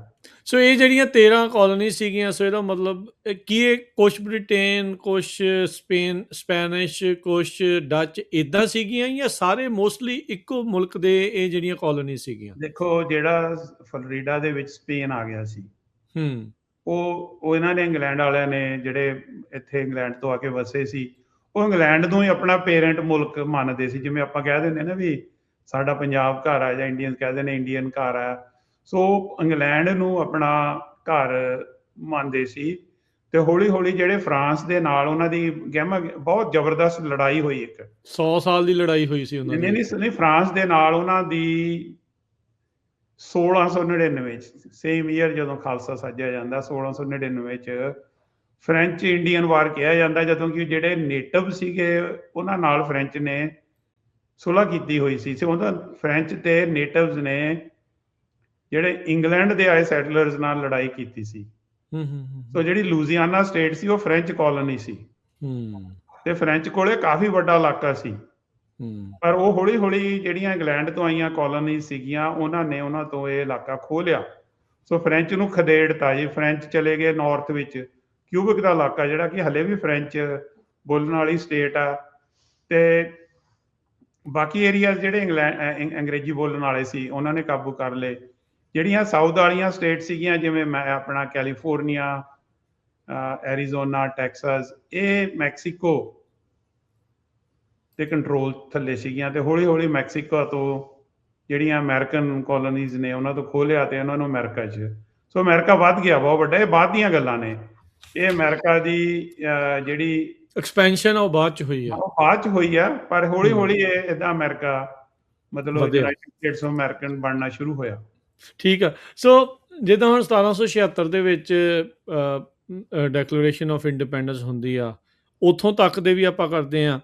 ਇਹ ਜਿੱਦਾਂ ਕਿਉਂ ਹੋਈ ਰਿਲੀਜੀਅਸ ਪਰਸੀਕਿਊਸ਼ਨ ਦੇ ਕਰਕੇ ਲੋਕ ਫਿਰ ਇੱਧਰ ਜ਼ਿਆਦਾ ਆਏ। ਉਦੋਂ ਯੂਰਪ 'ਚ ਹਾਲਾਤ ਫਿਰ ਕਿੱਦਾਂ ਦੇ ਸੀਗੇ ਮੈਂ ਜਿਹਦੇ ਨਾ ਕਰਕੇ ਇਹ ਗੱਲ ਲੋਕ ਕਲੀਅਰ ਕਰਦਾ ਵੀ ਜਿਹੜੀ ਡੈਕਲੇਰੇਸ਼ਨ ਆਫ ਇੰਡੀਪੈਂਡੈਂਸ ਉਹ ਕਿਉਂ ਹੋਈ, ਪਹਿਲਾਂ ਆਪਾਂ ਯੂਰਪ ਤੇ ਬਾਅਦ 'ਚ ਜਾਂਦੇ ਹਾਂ। ਠੀਕ ਹੈ। ਕਿਉਂਕਿ ਜਦੋਂ ਫਰਾਂਸ ਦੇ ਨਾਲ ਲੜਾਈ ਲੜੀ ਨਾ, ਇੰਗਲੈਂਡ ਦੀਆਂ ਫੌਜਾਂ ਨੇ ਇੱਥੇ ਆ ਕੇ ਲੜਾਈ ਲੜੀ, ਲੋਕਲ ਜਿਹੜੇ ਕੋਲੋਨਾਈਜ਼ ਲੋਕ ਸੀ ਇੱਥੇ, ਕਾਲੋਨੀਜ਼ ਬਣੀਆਂ ਸੀ ਜਿਹੜੀਆਂ ਬਣੀਆਂ ਸੀ, ਉਹਨਾਂ ਨੇ ਬਰਤਾਨੀਆ ਨਾਲ ਰਲ ਕੇ ਫਰਾਂਸ ਵਾਲਿਆਂ ਨਾਲ ਲੜਾਈਆਂ ਲੜੀਆਂ। ਸੋ ਖਰਚਾ ਬਹੁਤ ਹੋ ਗਿਆ ਇੰਗਲੈਂਡ ਦੀ ਸਰਕਾਰ ਦਾ। ਸੋ ਇੰਗਲੈਂਡ ਦੀ ਸਰਕਾਰ ਨੇ 2-3 ਮਤੇ ਇਹ ਜਿਹੇ ਪਾਸ ਕੀਤੇ ਕਿ ਜਿਹਦੇ ਨਾਲ ਜਿਹੜੇ ਇੱਥੇ ਇੰਗਲਿਸ਼ ਲੋਕ ਰਹਿੰਦੇ ਸੀ ਅਮਰੀਕਾ ਜਾ ਕੇ ਬਸੇ, ਉਹ ਨਾਰਾਜ਼ ਹੋ ਗਏ, ਟੈਕਸ ਮੰਗਿਆ ਉਹਨਾਂ ਤੋਂ। ਇੱਕ ਤਾਂ ਉਹਨਾਂ ਨੇ ਪਾਬੰਦੀ ਲਾਤੀ ਵੀ ਤੁਸੀਂ ਇਸ ਤੋਂ ਅੱਗੇ ਨਹੀਂ ਜਾਣਾ, ਵੈਸਟ ਵੱਲ ਨਹੀਂ ਜਾਣਾ। ਠੀਕ ਆ। ਕਿਉਂਕਿ ਜਿਹੜੇ ਇੱਥੇ ਜਿਹੜੇ ਲੋਕ ਬਸੇ ਸੀ ਉਹ ਚਾਹੁੰਦੇ ਸੀ ਵੀ ਅਸੀਂ ਵਧੀਏ ਫੁੱਲੀਏ। ਦੂਜਾ, ਉਹਨਾਂ ਨੇ ਟੈਕਸ ਲਾਉਣਾ ਸ਼ੁਰੂ ਕਰਤਾ, ਕਿਉਂਕਿ ਉਹ ਫਰਾਂਸ ਦੀ ਲੜਾਈ ਦੇ ਵਿੱਚ ਇੰਗਲੈਂਡ ਦਾ ਖਰਚਾ ਬਹੁਤ ਹੋਇਆ ਸੀ। ਸੋ ਉਹਨਾਂ ਨੇ ਇੱਥੇ ਟੈਕਸ ਲਾਉਣਾ ਸ਼ੁਰੂ ਕਰਤਾ, ਤੇ ਇੱਥੇ ਦੇ ਲੋਕਾਂ ਨੇ ਕਹਿਣਾ ਸ਼ੁਰੂ ਕਰਤਾ ਨੋ ਟੈਕਸੇਸ਼ਨ ਵਿਦਆਊਟ ਰਿਪਰੈਜ਼ੈਂਟੇਸ਼ਨ। ਵੀ ਜੇ ਤੁਸੀਂ ਸਾਡੇ ਤੇ ਟੈਕਸ ਲਾਉਣਾ, ਇੰਗਲੈਂਡ ਇੱਕ ਛੋਟਾ ਜਿਹਾ ਮੁਲਕ ਆ ਤੇ ਅਸੀਂ ਉੱਥੋਂ ਆਏ ਆ, ਪਰ ਤੁਸੀਂ ਜੇ ਸਾਡੇ ਤੇ ਟੈਕਸ ਲਾਉਣਾ ਤਾਂ ਸਾਡੀ ਰਿਪਰੈਜ਼ੈਂਟੇਸ਼ਨ ਹੋਣੀ ਚਾਹੀਦੀ ਆ ਤੁਹਾਡੀ ਸਰਕਾਰ ਦੇ ਵਿੱਚ। ਤੇ ਉਹ ਹੁੰਦਾ ਇੱਕ ਪ੍ਰੋਟੈਸਟ ਹੋਇਆ ਬਾਸਟਨ ਦੇ ਵਿੱਚ, ਜਿੱਥੇ ਕਿ ਗੋਲੀ ਚੱਲ ਗਈ। ਉੱਥੇ 5 ਬੰਦਿਆਂ ਦੀ ਮੌਤ ਹੋ ਗਈ ਬਾਸਟਨ ਦੇ ਵਿੱਚ, ਜਿਹੜੇ ਕਿ ਇੱਥੇ ਦੇ ਵਸਿੰਦੇ ਸਨ। ਸੋ ਉਹਦੇ ਨਾਲ ਇੱਥੇ ਦੇ ਲੋਕਾਂ ਦੇ ਵਿੱਚ ਬਰਤਾਨੀਆ ਦੀ ਸਰਕਾਰ ਦੇ ਖਿਲਾਫ, ਫੌਜਾਂ ਦੇ ਖਿਲਾਫ ਕਾਫੀ ਗੁੱਸਾ ਵਧਣਾ ਸ਼ੁਰੂ ਹੋ ਗਿਆ। ਇਹ 1700s ਦੀ ਗੱਲ ਆ। ਹਾਂਜੀ। ਤੇ ਉਸ ਤੋਂ ਬਾਅਦ ਇਹ ਗੱਲ ਹੋਰ ਹੋਈ, ਇੱਕ ਨਾ ਟੀ ਪਾਰਟੀ, ਤੁਸੀਂ ਅਕਸਰ ਸੁਣਿਆ ਹੋਣਾ। ਇੱਥੇ ਜਦੋਂ ਚਾਹ ਪੀਣ ਦਾ ਬਹੁਤ ਸ਼ੌਕ ਸੀ ਅੰਗਰੇਜ਼ਾਂ ਦੇ ਵਿੱਚ, ਹੁਣ ਵੀ ਪੀਂਦੇ ਹੀ ਆ। ਤੇ ਉਹ ਜਦੋਂ ਚਾਹ ਲੈ ਕੇ ਆਏ ਨਾ ਸ਼ਿਪ ਤੇ, ਉਹ ਟੈਕਸ ਬਹੁਤ ਲਾਉਂਦੇ ਸੀ ਚਾਹ ਤੇ ਉਹ ਜਿਹੜੇ ਇੱਥੇ ਦੇ ਵਸਿੰਦੇ ਸੀ, ਉਹਨਾਂ ਨੇ ਨਾ ਚਾਹ ਸਮੁੰਦਰ ਦੇ ਜਹਾਜ਼ਾਂ ਚੋਂ ਖੋ ਕੇ ਉਹਨੂੰ ਸਮੁੰਦਰ 'ਚ ਡੇਗਤਾ। ਉਹਨੂੰ ਟੀ ਪਾਰਟੀ ਕਿਹਾ ਜਾਂਦਾ, ਵੀ ਉਹ ਇੱਕ ਬਗਾਵਤ ਦਾ ਤਰੀਕਾ ਸੀ ਉਹਨਾਂ ਦਾ। ਸੋ ਇਹ ਸਾਰੀਆਂ ਗੱਲਾਂ ਵੱਧਦੀਆਂ ਰਹੀਆਂ। ਉਸ ਤੋਂ ਬਾਅਦ ਇੱਕ ਵਾਰੀ ਫੇਰ ਗੋਲੀ ਚੱਲੀ, ਜਿਹਦੇ 'ਚ ਕਿ ਕਾਫੀ ਬੰਦੇ ਮਾਰੇ ਗਏ। ਸੋ ਉਹਦੇ ਨਾਲ ਇੱਥੇ ਦੇ ਜਿਹੜੇ ਇੰਗਲਿਸ਼ ਬੋਲਣ ਵਾਲੀਆਂ ਸਟੇਟਸ ਸੀਗੀਆਂ, ਜ਼ਿਆਦਾਤਰ ਉਹੀ ਸੀਗੇ ਵੱਡੀ ਗਿਣਤੀ ਵਿੱਚ। ਸੋ ਉਹਨਾਂ ਨੂੰ ਇਹ ਹੋ ਗਿਆ ਵੀ ਅਸੀਂ ਹੁਣ ਆਪਣੀ ਜਿਹੜੀ ਇੱਥੇ ਜਿਹੜਾ ਆਉਣ ਵਾਲਾ ਭਵਿੱਖ ਅਸੀਂ ਖੁਦ ਤੈਅ ਕਰੀਏ, ਵੀ ਬਰਤਾਨੀਆ ਇੰਨੀ ਦੂਰ ਬੈਠਾ, ਉੱਥੇ ਦੀ ਸਰਕਾਰ ਜਾਂ ਉੱਥੇ ਦਾ ਰਾਜਾ ਸਾਡੇ ਫੈਸਲੇ ਨਾ ਕਰੇ। ਸੋ ਹੌਲੀ ਹੌਲੀ ਉਹ ਲਾਮਬੰਦ ਹੋਣ ਲੱਗ ਗਏ। ਉਹਨਾਂ ਨੇ ਹਥਿਆਰ ਇਕੱਠੇ ਕਰਨੇ ਸ਼ੁਰੂ ਕਰਤੇ, ਤੇ ਮਲੇਸ਼ੀਆ ਜਿਵੇਂ ਪ੍ਰਾਈਵੇਟ ਆਰਮੀ ਬਣਨੀ ਸ਼ੁਰੂ ਹੋ ਗਈ। ਤੇ ਜਿਹੜੀਆਂ 13 ਸਟੇਟਾਂ ਸੀਗੀਆਂ, ਉਹਨਾਂ ਨੇ ਇੱਕ ਆਪਣੀ ਸਾਂਝੀ, ਜਿਹਨੂੰ ਕੰਟੀਨੈਂਟਲ ਕਾਂਗਰਸ ਬਣਾ ਲਈ, ਵੀ ਜਿੱਥੇ ਉਹ ਬਹਿ ਕੇ ਫੈਸਲੇ ਕਰਦੇ ਸੀ। ਤੇ ਉਹਨਾਂ ਨੇ ਜਾਰਜ ਵਾਸ਼ਿੰਗਟਨ ਨੂੰ ਆਰਮੀ ਦਾ ਜਰਨੈਲ ਬਣਾਤਾ। ਕਹਿ ਲਓ ਵੀ ਜੇ ਇੰਗਲੈਂਡ ਵਾਲੇ ਐਂਗਲ ਤੋਂ ਦੇਖੀਏ, ਇਹ ਖਾੜਕੂ ਸੀਗੇ ਫਿਰ ਬਣ ਗਏ। ਹਾਂਜੀ, ਉਹਨਾਂ ਨੂੰ ਖਾੜਕੂ ਵੀ ਕਹਿੰਦੇ ਸੀ, ਅੱਤਵਾਦੀ ਵੀ ਕਹਿੰਦੇ ਸੀ, ਬਾਗੀ, ਟੈਰੋਰਿਸਟ, ਬੜੇ ਵਰਡ ਯੂਜ਼ ਕੀਤੇ ਜਾਂਦੇ ਸੀ। ਸੋ ਜਿਹੜਾ ਜਾਰਜ ਵਾਸ਼ਿੰਗਟਨ ਸੀ, ਉਹ ਬੜਾ ਇੱਕ ਕਾਬਲ ਜਰਨੈਲ ਸਾਬਤ ਹੋਇਆ। ਕਈ ਲੜਾਈਆਂ ਹੋਈਆਂ ਜੀ ਇਹਨਾਂ ਦੀਆਂ। ਇਹਦੇ ਵਿੱਚ ਫਿਰ ਫਰਾਂਸ ਵੀ ਕੁੱਦ ਗਿਆ, ਤੇ ਫਰਾਂਸ ਨੇ ਬਾਗੀਆਂ ਦੀ ਮਦਦ ਕਰਨੀ ਸ਼ੁਰੂ ਕਰਤੀ। ਇੰਗਲੈਂਡ ਦੇ ਉਲਟ ਬਾਗੀਆਂ ਦੀ ਮਦਦ ਕਰਨੀ ਸ਼ੁਰੂ ਕਰਤੀ।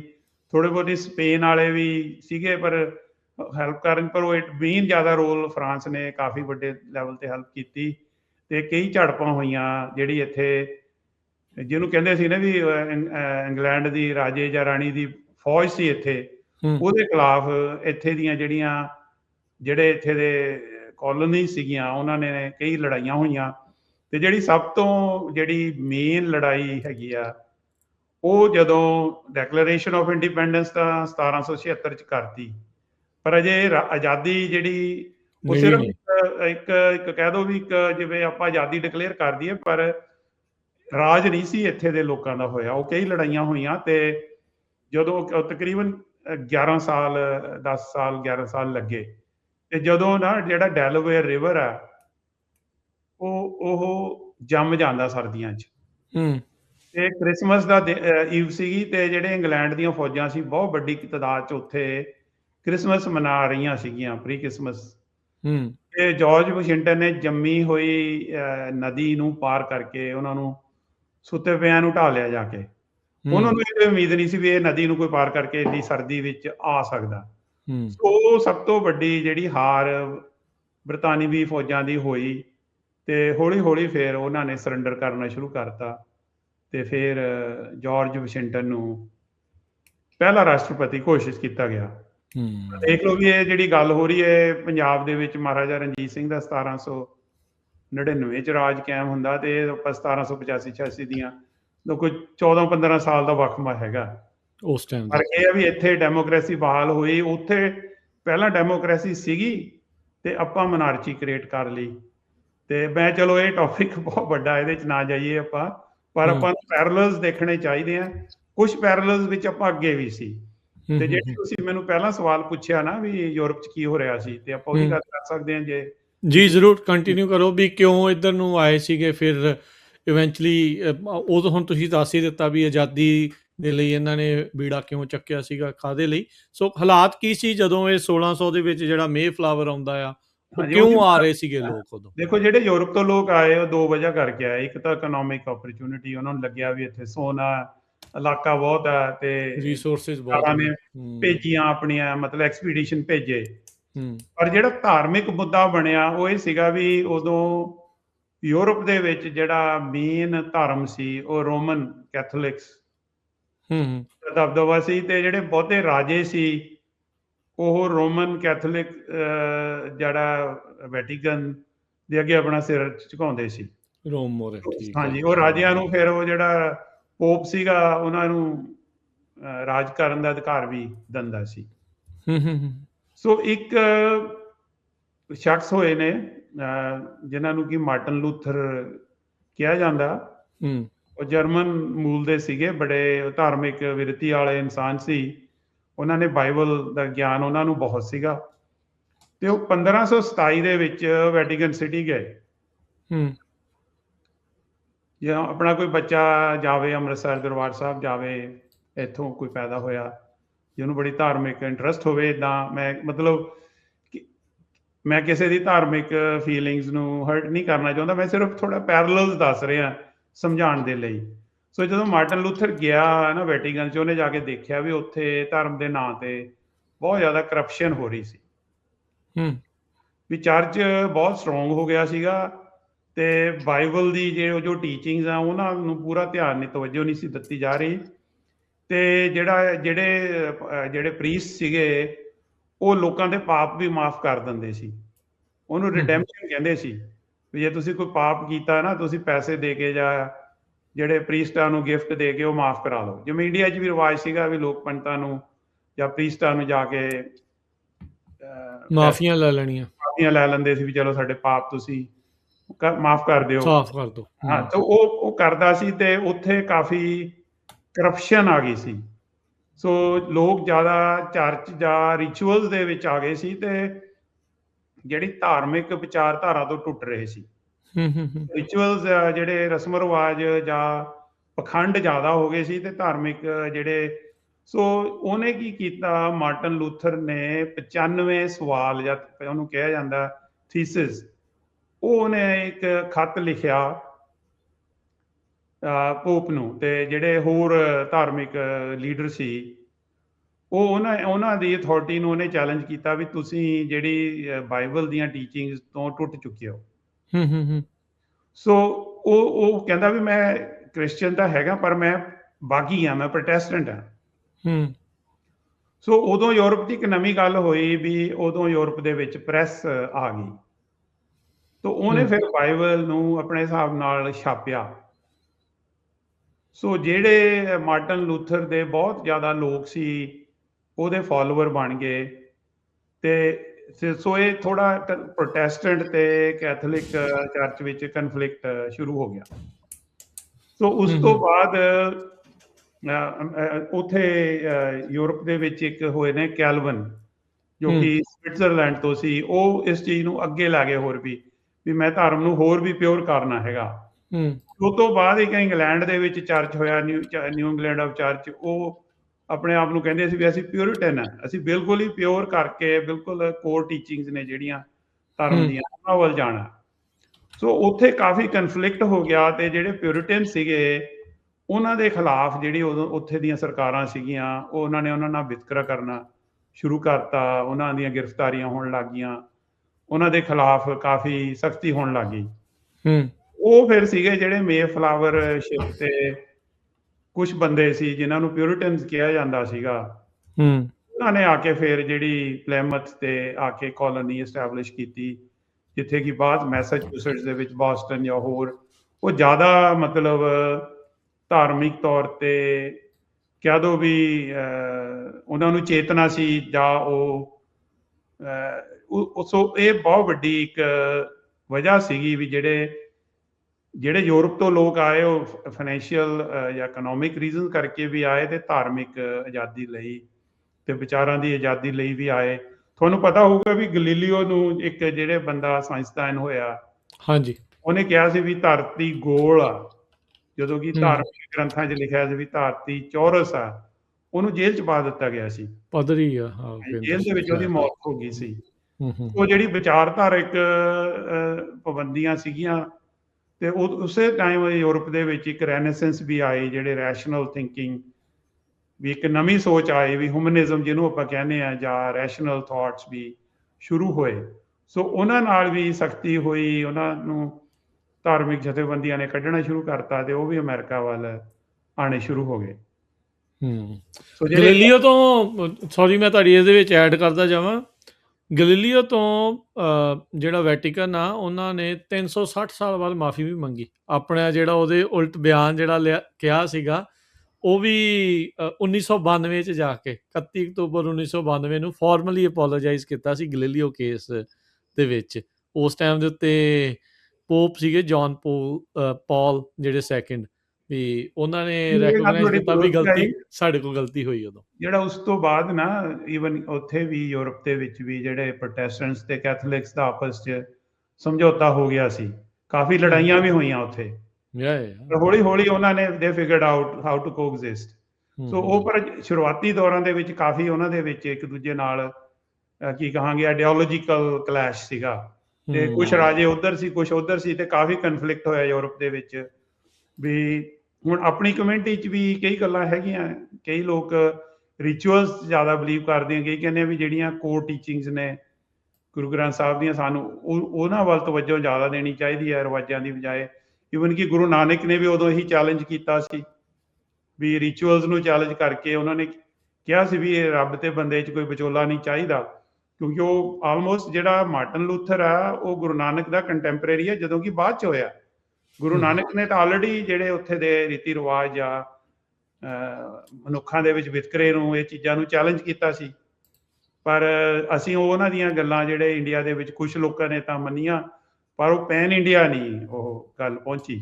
ਚਲੋ ਇਹ ਟੌਪਿਕ ਬਹੁਤ ਵੱਡਾ, ਤੇ ਆਪਾਂ ਅਮਰੀਕਾ ਤੇ ਆ ਜਾਈਏ। ਵੀ ਅਮਰੀਕਾ ਦੇ ਵਿੱਚ ਜਿਹੜੇ ਲੋਕ ਆਏ ਸੀ ਉਹ ਕਾਫੀ ਸਮਝਦਾਰ ਸੀ, ਤੇ ਉਹਨਾਂ ਨੇ ਜਦੋਂ ਡਾਕਟਰ ਕੰਗ ਵਿੱਚ ਹੀ ਜਿਹੜਾ ਇਹ ਵੀ ਇਤਿਹਾਸ ਨਾਲ ਹੀ ਆ, ਜਿੱਦਾਂ ਤੁਸੀਂ ਮੂਲ ਨਿਵਾਸੀਆਂ ਦਾ ਜਿਹੜਾ ਉਹ ਦੱਸਿਆ, ਇਹਨਾਂ ਨੇ ਆ ਕੇ ਉਹਨਾਂ ਦੇ ਨਾਲ ਵੀ ਘੱਟ ਨਹੀਂ ਕੀਤੀ ਵਿਤਕਰਾ, ਇਹਨਾਂ ਦੇ ਨਾਲ ਵੀ ਬਥੇਰਾ ਹੋਇਆ, ਇਹਨਾਂ ਨੂੰ ਵੀ ਮਾਰਿਆ ਕੁੱਟਿਆ, ਰੇਪ ਪਹਿਲੇ ਉਹ ਵੀ ਸਾਰਾ ਕੁਝ ਜਿਹੜਾ ਉਹ ਨਾਲ ਹੀ ਹੋਇਆ। ਇਹਨਾਂ ਨੇ ਦੇਖੋ, ਇਹ ਜਿਹੜੇ ਆਏ ਯੂਰਪ ਵਾਲੇ, ਇਹਨਾਂ ਨੇ ਨੇਟਿਵਸ ਤੋਂ ਉਹਨਾਂ ਦੀ ਜ਼ਮੀਨ ਖੋਹਣ ਦੇ ਲਈ ਬਹੁਤ ਜ਼ੁਲਮ ਕੀਤੇ। ਇਹਦੇ ਬਾਰੇ ਤਾਂ ਸਾਰਾ ਇਤਿਹਾਸ ਸਾਰੇ ਲੋਕ ਜਾਣਦੇ ਆ। ਤੇ ਉਹਦੇ ਨਾਲ ਨਾਲ ਉਹਨਾਂ ਨੇ ਕੰਮ ਕਰਾਉਣ ਲਈ ਜਿਹੜੇ ਐਫਰੋ ਅਮਰੀਕਨਸ ਨੂੰ, ਕਈ ਲੱਖਾਂ ਐਫਰੋ ਅਮਰੀਕਨਸ ਨੂੰ ਸਪੇਨ ਵਾਲਿਆਂ ਨੇ ਸ਼ੁਰੂ ਕੀਤਾ ਸੀ ਜ਼ਿਆਦਾ ਕੰਮ, ਤੇ ਹੌਲੀ ਹੌਲੀ ਇੱਥੇ ਵੀ ਲਿਆਣੇ ਸ਼ੁਰੂ ਕਰਤੇ। ਤੇ ਇੱਥੇ ਬਹੁਤ ਵੱਡੀ ਤਾਦਾਦ ਦੇ ਵਿੱਚ ਜਿਹੜੇ ਕਾਲੇ ਮੂਲ ਦੇ ਲੋਕ ਸੀ ਉਹਨਾਂ ਨੂੰ ਸਲੇਵ, ਗੁਲਾਮ ਬਣਾ ਕੇ ਉਹਨਾਂ ਤੋਂ ਕੰਮ ਕਰਾਇਆ ਜਾਂਦਾ ਸੀ। ਬੇਸ਼ੱਕ ਹੀ ਜਿਹੜਾ ਡਿਕਲੇਰੇਸ਼ਨ ਦੇ ਵਿੱਚ ਤਾਂ ਲਿਖਿਆ ਸੀ ਵੀ ਸਾਰੇ ਇਨਸਾਨ ਬਰਾਬਰ ਨੇ, ਪ੍ਰੈਕਟੀਕਲੀ ਉਹ ਚੀਜ਼ਾਂ ਨੂੰ ਫੋਲੋ ਨਹੀਂ ਸੀ ਕੀਤਾ ਜਾ ਰਿਹਾ। ਸੋ ਇਹ ਤੇ ਆਪਾਂ ਅੱਗੇ ਚੱਲਦੇ ਆ ਵੀ ਸਿਵਲ ਵਾਰ ਕਿਉਂ ਹੋਈ। ਫਿਰ ਆਪਾਂ ਆਉਂਦੇ ਆ ਨਾ ਅੱਗੇ ਵੀ ਇੱਥੇ ਜਿਹੜੇ ਨਾਰਥ ਵਾਲੀਆਂ ਸਟੇਟਾਂ ਸੀਗੀਆਂ ਅਮਰੀਕਾ ਦੀਆਂ, ਉਹ ਮੈਂ ਕਹਾਂਗਾ ਵੀ ਜ਼ਿਆਦਾ ਇਨਲਾਈਟਨਡ ਸੀਗੀਆਂ, ਤੇ ਨਾਲੇ ਨਾਰਥ ਜ਼ਿਆਦਾ ਇੰਡਸਟਰੀਅਲਾਈਜ਼ ਹੋ ਗਿਆ, ਕਿਉਂਕਿ ਠੰਡ ਕਰਕੇ ਉੱਥੇ ਇੰਨੀ ਖੇਤੀਬਾੜੀ ਨਹੀਂ ਸੀ ਹੁੰਦੀ। ਉੱਥੇ ਲੋੜ ਸੀ ਕਾਮਿਆਂ ਦੀ। ਬਾਈ ਦੀ ਵੇ ਮੈਂ ਤੁਹਾਨੂੰ ਦੱਸਾਂ, ਜੇਮਸ ਟਾਊਨ ਤੋਂ ਵਿੱਚ ਜਿਹੜਾ ਤੰਬਾਕੂ ਦੀ ਬਹੁਤ ਵੱਡੇ ਲੈਵਲ ਤੇ ਖੇਤੀ ਹੁੰਦੀ ਸੀ, ਨਾਲ ਕਿ ਉਹ ਪ੍ਰੋਸਪਰਸ ਹੋਇਆ। ਚਲੋ ਇਹ ਟੌਪਿਕ ਤੋਂ ਆਪਾਂ ਆਈਏ, ਜਿਹੜੇ ਸਾਊਥ ਵਾਲੀਆਂ ਸਟੇਟ ਸੀਗੀਆਂ, ਇੱਥੇ ਜ਼ਿਆਦਾ ਹੁੰਦੀ ਸੀ ਖੇਤੀ। ਹਾਂਜੀ, ਇਹਨਾਂ ਨੂੰ ਜ਼ਿਆਦਾ ਲੋੜ ਸੀ ਲੇਬਰ ਦੀ, ਸੋ ਇਹ ਕਾਲਿਆਂ ਨੂੰ, ਐਫਰੋ ਅਮਰੀਕਨਸ ਨੂੰ ਇਹ ਇੱਕ ਸਲੇਵ ਦੇ ਤਰ੍ਹਾਂ ਯੂਜ਼ ਕਰਦੇ ਸੀ, ਤੇ ਉਹਨਾਂ ਨੂੰ 2/5 ਜਾਂ 3/5 ਮੰਨਿਆ ਜਾਂਦਾ ਸੀ। ਉਹਨਾਂ ਨੂੰ ਗਿਣਤੀ ਕਰਨ ਦੇ ਵਿੱਚ ਇੱਕ ਪੂਰਾ ਇਨਸਾਨ ਨਹੀਂ, ਪੂਰਾ ਇਨਸਾਨ ਵੀ ਨਹੀਂ ਸੀ ਮੰਨਿਆ ਜਾਂਦਾ। ਤਾਂ ਫਿਰ ਇਹ 1861 ਦੇ ਵਿੱਚ ਮੇਰੇ ਖਿਆਲ ਦੇ ਵਿੱਚ ਜਿਹੜੀ ਸਿਵਲ ਵਾਰ ਸ਼ੁਰੂ ਹੋਈ, ਜਦੋਂ ਪ੍ਰੈਜ਼ੀਡੈਂਟ ਅਬਰਾਹਮ ਲਿੰਕਨ ਅਮਰੀਕਾ ਦੇ ਰਾਸ਼ਟਰਪਤੀ ਬਣੇ, ਸੋ ਉਹਨਾਂ ਨੇ ਕਿਹਾ ਵੀ ਜਿਹੜੀ ਸਲੇਵਰੀ ਆ, ਇਹ ਮਤਲਬ ਅਮਰੀਕਾ ਦੀਆਂ ਕਦਰਾਂ ਕੀਮਤਾਂ ਦੇ ਉਲਟ ਆ। ਈਵਨ ਕਿ ਇਹ ਜਿਹੜੀ, ਜੇ ਦੇਖਿਆ ਜਾਵੇ, ਜਿਹੜਾ ਓਰੀਜਨਲ ਹੋਇਆ ਨਾ ਸਲੇਵਰੀ ਦੇ ਖਿਲਾਫ ਲੜਾਈ, ਇਹ ਚਰਚ ਵਿੱਚ ਸ਼ੁਰੂ ਹੋਇਆ ਸੀ। ਅੱਛਾ, ਚਰਚ ਵਿੱਚ, ਹਾਂ ਮੈਂ ਤੁਹਾਨੂੰ ਦੱਸਦਾ, ਇੱਕ ਪਾਦਰੀ ਸੀਗਾ, ਮੈਨੂੰ ਉਹਨਾਂ ਦਾ ਨਾਂ ਨਹੀਂ ਯਾਦ ਆ ਰਿਹਾ, ਉਹਨੇ ਇਹ ਸਪੀਚ ਦੇ ਕੇ ਕਿਹਾ ਸੀਗਾ ਵੀ ਬਾਈਬਲ 'ਚ ਕਿਤੇ ਨਹੀਂ ਲਿਖਿਆ ਵੀ ਤੁਸੀਂ ਕਿਤੇ ਕਿਸੇ ਨਾਲ ਰੰਗ ਦੇ ਬੇਸ ਤੇ ਵਿਤਕਰਾ ਕਰਨਾ, ਡਿਸਕ੍ਰਿਮੀਨੇਸ਼ਨ ਨਹੀਂ ਕਰ ਸਕਦੇ। ਉਹਨੂੰ ਉਮੀਦ ਸੀਗੀ ਵੀ ਹੋ ਸਕਦਾ ਵੀ ਕਾਲੇ ਲੋਕ ਉਹਦੇ ਨਾਲ ਰਲ ਜਾਣਗੇ ਤੇ ਫੌਜ ਵਿੱਚ ਬਗਾਵਤ ਹੋ ਜੂਗੀ। ਹੋਇਆ ਕਿ ਉਹ ਬੰਦੇ ਨੂੰ ਫੜ ਕੇ, ਤੇ ਉਹਦੇ ਨਾਲ ਥੋੜੇ ਜਿਹੇ ਕਾਲੇ ਲੋਕ ਰਲੇ ਵੀ, ਤੇ ਉਹਨਾਂ ਨੂੰ ਫੜ ਕੇ ਫਾਂਸੀ ਲਾ ਦਿੱਤੀ ਗਈ ਸੀ। ਜਦੋਂ ਫਾਂਸੀ ਲਾਈ ਤਾਂ ਫਿਰ ਅਮਰੀਕਾ ਦੇ ਇੱਕ ਨਿਊਜ਼ਪੇਪਰ ਨੇ ਲਿਖਿਆ ਵੀ ਉਹ ਬੰਦਾ ਸੀਗਾ ਤਾਂ ਕਮਲਾ, ਪਰ ਗੱਲਾਂ ਉਹਦੀਆਂ ਸਹੀ ਸੀਗੀਆਂ। ਹੌਲੀ ਹੌਲੀ ਸਲੇਵਰੀ ਦੇ ਖਿਲਾਫ ਇੱਥੇ ਇੰਟੈਲੈਕਚੁਅਲ ਸਰਕਲ ਦੇ ਵਿੱਚ ਡਿਸਕਸ਼ਨ ਸ਼ੁਰੂ ਹੋਈ ਵੀ ਇਹ ਇਨਸਾਨੀ ਕਦਰਾਂ ਕੀਮਤਾਂ ਦੇ ਖਿਲਾਫ ਹੈ।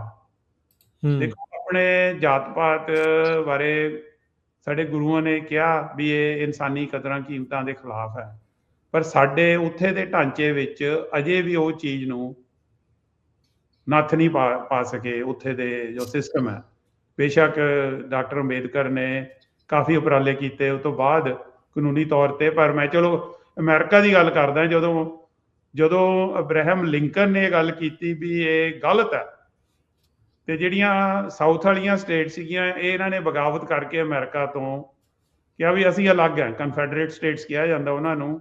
ਇਹਨਾਂ ਨੇ ਕਿਹਾ ਵੀ ਅਸੀਂ ਤਾਂ ਅਮਰੀਕਾ ਦਾ ਹਿੱਸਾ ਹੀ ਨਹੀਂ, ਅਸੀਂ ਤਾਂ ਅਲੱਗ ਹਾਂ ਜੀ। ਸੋ ਫਿਰ ਨਾਰਥ ਜਿਹੜਾ ਸੀਗਾ, ਅਬਰਾਹਮ ਲਿੰਕਨ ਨੇ ਇਹ ਸਟੇਟਸ ਤੇ ਵਾਰ ਡਿਕਲੇਅਰ ਕੀਤੀ ਤੇ ਸਿਵਲ ਵਾਰ ਹੋਈ।